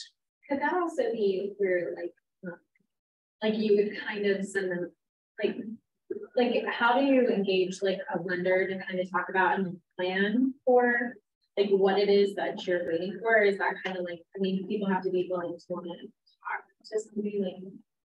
Yeah, like, well, if they're selling though, would they, meaning like, if they're selling. yeah, seller, yeah, like, yep, no, that's okay. But I think it's really just uncovering their needs and their wants and like what's important to them and why that's important to them. One of the listing classes that I went to too, it just, you keep digging, like, you don't want to be annoying, but you want to just get to the bottom of why is that 2 years, what's the 2 years, what's making them come to this 2 year number, you know? So just uncovering that would be what I would recommend. Anybody else have any suggestions for him? I agree with what you said. Just keep digging as to why. Find out why 2 years. Yeah. Right. Yeah. What exactly are you waiting for 2 years? The rates are pretty good right now. We have the ability to do something. Or you could say, if I brought you a buyer right now that wanted your house, would you move? Like, you know, that's something too. Yeah. And that's I think that is our biggest hang up right now is people just don't know where they're going to go or what they're going to do because they're so afraid of hearing like I can't get in, I can't find a house, I'm not going to find where I'm going to, you know. And with that being said, it's our job to educate them that yes, we will find you some, you know, like to help them understand that they don't have to be afraid because people are still buying houses, people are still getting offers accepted, people are still moving. It's just a matter of maybe it's taking a little bit more work on your end as an agent, you know. I mean, I had 2 in the last week that were we weren't in multiple offers.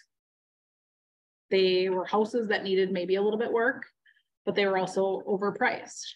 Well, we offered less and they still got them, but it's sometimes people think that when they've been sitting on the market for a long time, like they may have something wrong with them. No, they're probably just overpriced, and just go take a look at them. And if it meets some of the criteria and they can make it be what they want at a lower price, maybe that makes sense for them, you know? So just thinking outside of the box and helping people think outside of the box for that.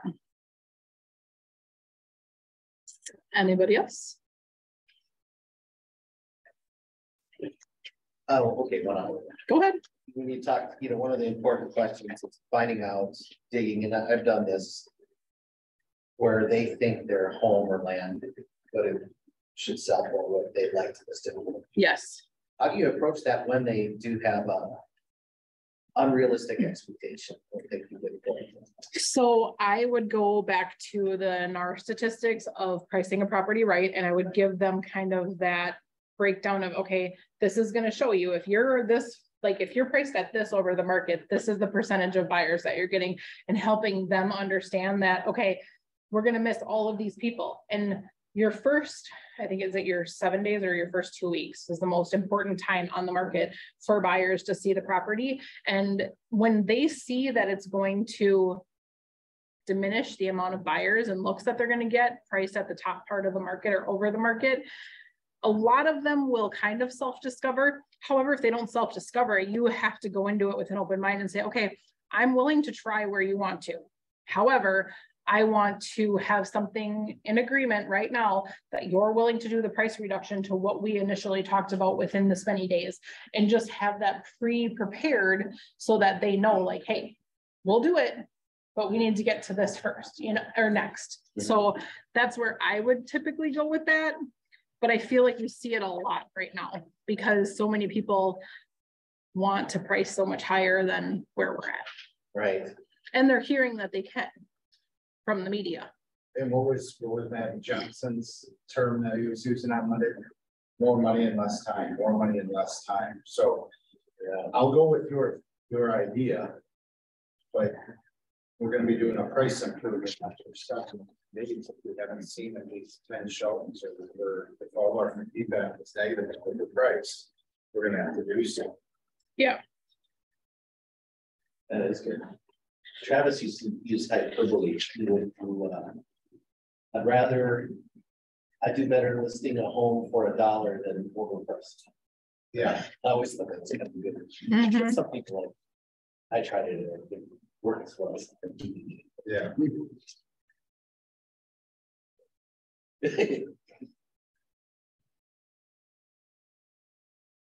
All right, so we can skip past the success system if you guys want, and I can just go to the rest of the kind of follow-up stuff, and you guys can, I'll let you guys go do your success stuff on your own. Does that sound good? Sounds great. All right. So you guys have probably been seeing this through the entire course, where keeping track of all of your numbers and stuff, and keeping track of your numbers and your goals is probably half of the battle for a lot of us. How many people in here know their numbers? Honestly, raise your hand. Like keeping track for your goals. Like, do you know like where you're at? Like, so if you know what's your annual number and how many you have to get with seasonality and stuff in each month, do you know where you're at for the year then? That's what I'm meaning by knowing your numbers and stuff. Good. And that is huge to being successful. I will tell you, if you don't know your numbers, know your numbers. Having a daily success system like this, making sure that you're doing the calls, the conversations, it's going to be huge for your business. Do not call lists. I'm sure you guys have seen this a million times, right? Avoid getting in trouble. Follow the rules. Don't call people that are on the do not call list. All right. I engage every conversation in the spirit of contribution, and people are happy to be in relationship with me. So what is this? An affirmation? Yeah. All right. What? Yes, exactly. Everybody read it out loud together.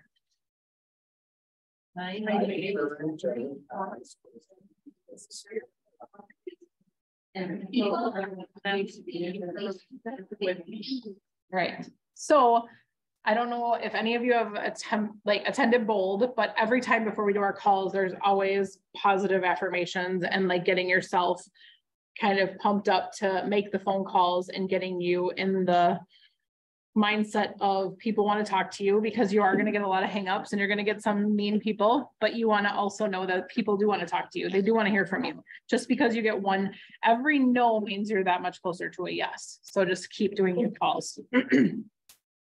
All right, so for daily lead generation, I'm going to go, did I skip it? No, okay. I don't think we have to go through contacts. I think we're good on that.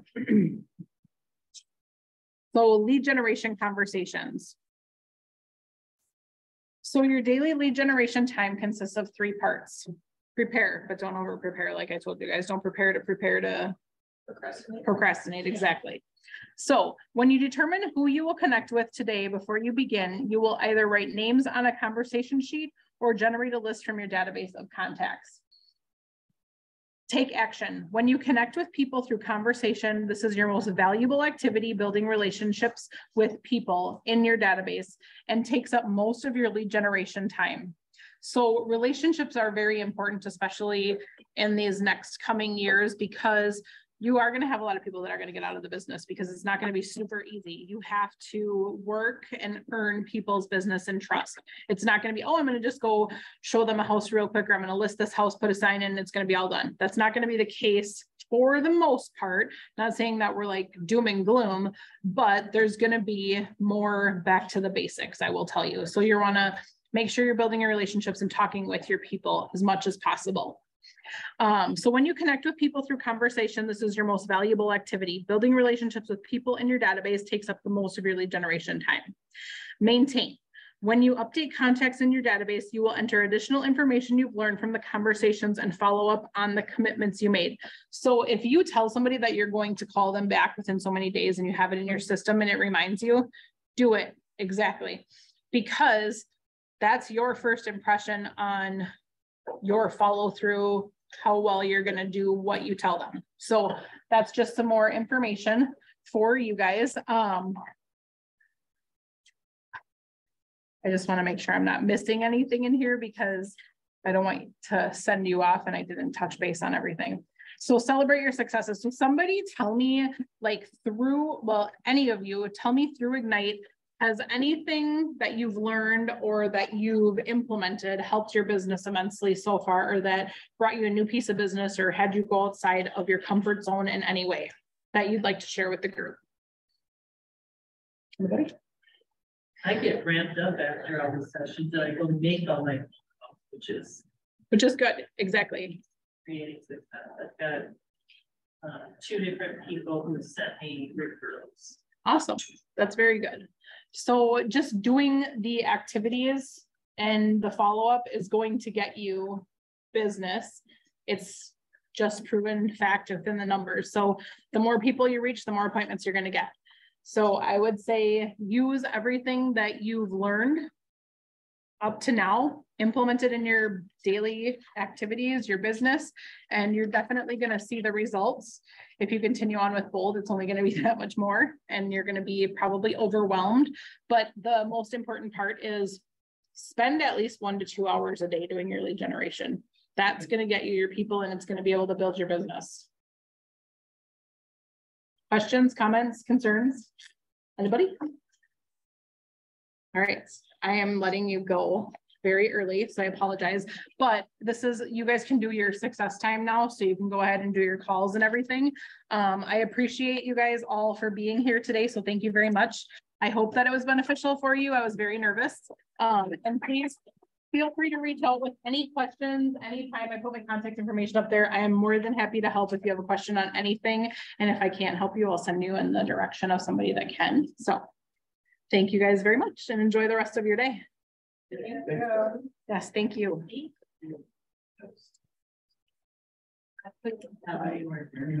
Yeah, I know. And honestly, you're about the same time. Oh, okay. Some people go a little bit sooner, but don't be in purpose. The full 12. Okay. Yeah, because then it allows for exactly do the activities. Exactly. Beth, do you know how I turn this off? I think Drew comes in and does it. Yeah. Register. Good.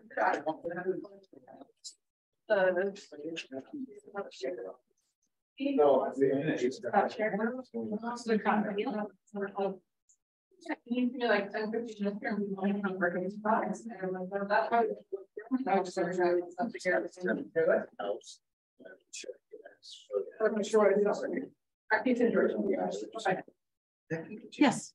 To share your, you know, I was with the Travis Anderson team, now came back from here. Just your buyer and seller. I'm putting our buyer and seller packets. Oh, yeah. No problem. Yep. I would love to see a. Yeah. Would you mind emailing me and then I'll just forward them on to you? Do that right now. Thank you. Yeah, no problem. Thank you.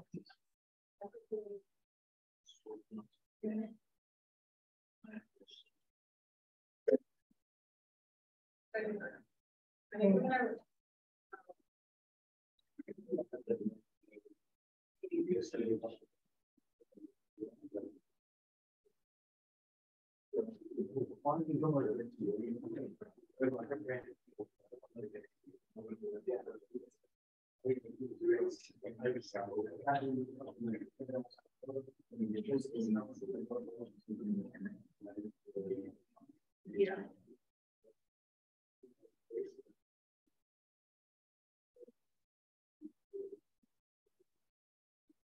I think I can just stop the video then. I'm the only person who has been. It's usually that. Yeah, Actually, your husband. You come in and just. Oh, okay. Yeah, I don't think you're responsible for that part. Okay. Once you read it.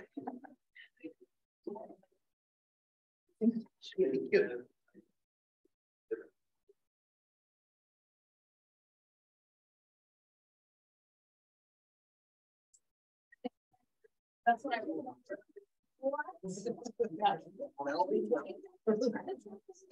Otherwise, I would be like still sleeping. Like,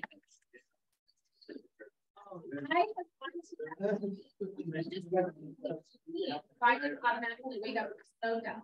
I do. Because it's usually right before my alarm. Like if I have my alarm set like for 6:30, I'll wake up at like 6:15.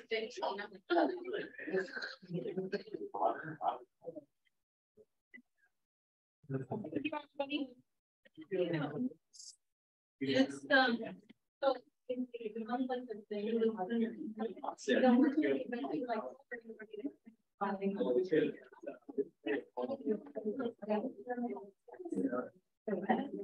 it's kind of like the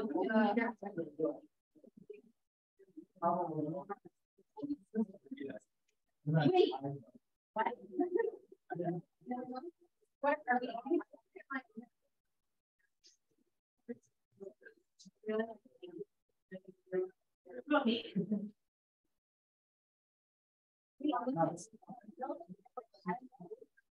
I think like, first time.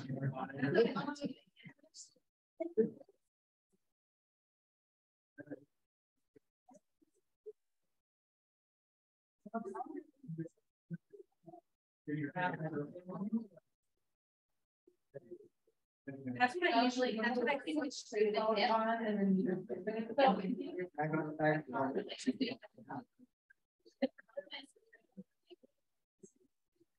So the problem is that.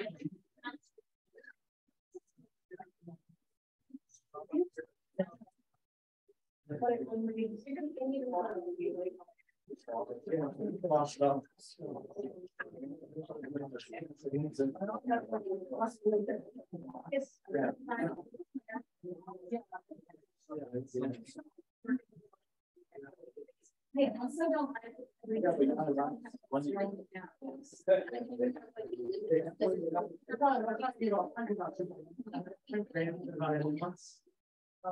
That's how my nails.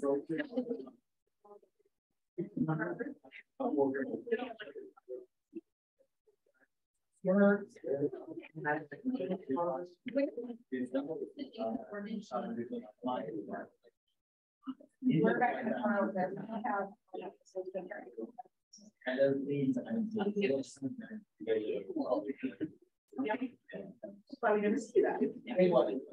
That's my dad. No, just in. Yeah.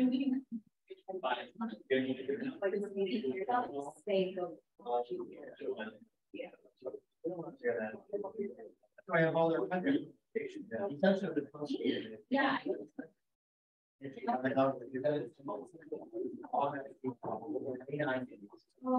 So here. Well, you guys can join us today or never. Is it in here? I was gonna say, I think last time I got like kind of there. They're like, hey, get out of here. Send an email. Well, thank you guys. Yeah, and then he's like, thank you. Thanks for playing. Yeah. We did not. Rude. I have.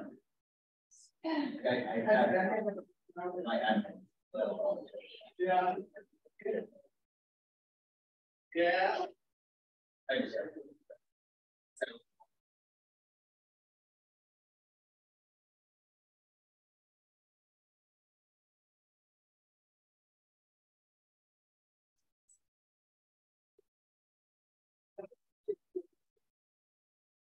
guess we were kind of like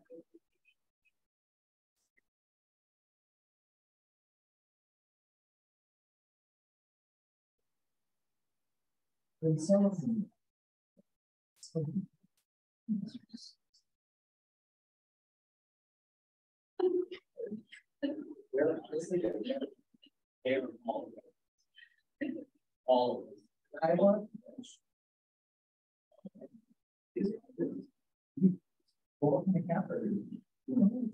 Yeah.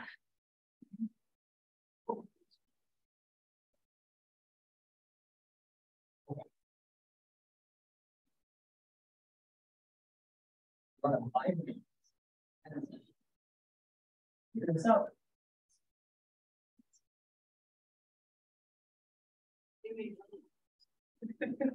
Why don't you just, you know, go buy up a bunch of raspberry brownies and then sell them for $200? Two raspberry brownies. Yeah, from Girl Scouts. So they were limited, limited because they're online only. And then some troop leaders bought a bunch to put at their booths, and it ended up everywhere, so people couldn't get them. And then they're selling it for like $200 a month. So down.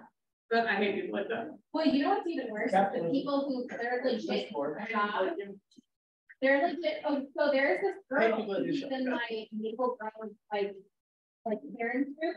She was looking for coupons for Bath and Body. Her. Yeah. She wanted to buy a bunch of candles and people were willing. And she's like, yeah, I have to buy some. And she has like 1,000 these candles because then she resells them. Oh my God. Oh, Trader Joe's do that too. They buy stuff. I hate that. Like you when you do something like if you're just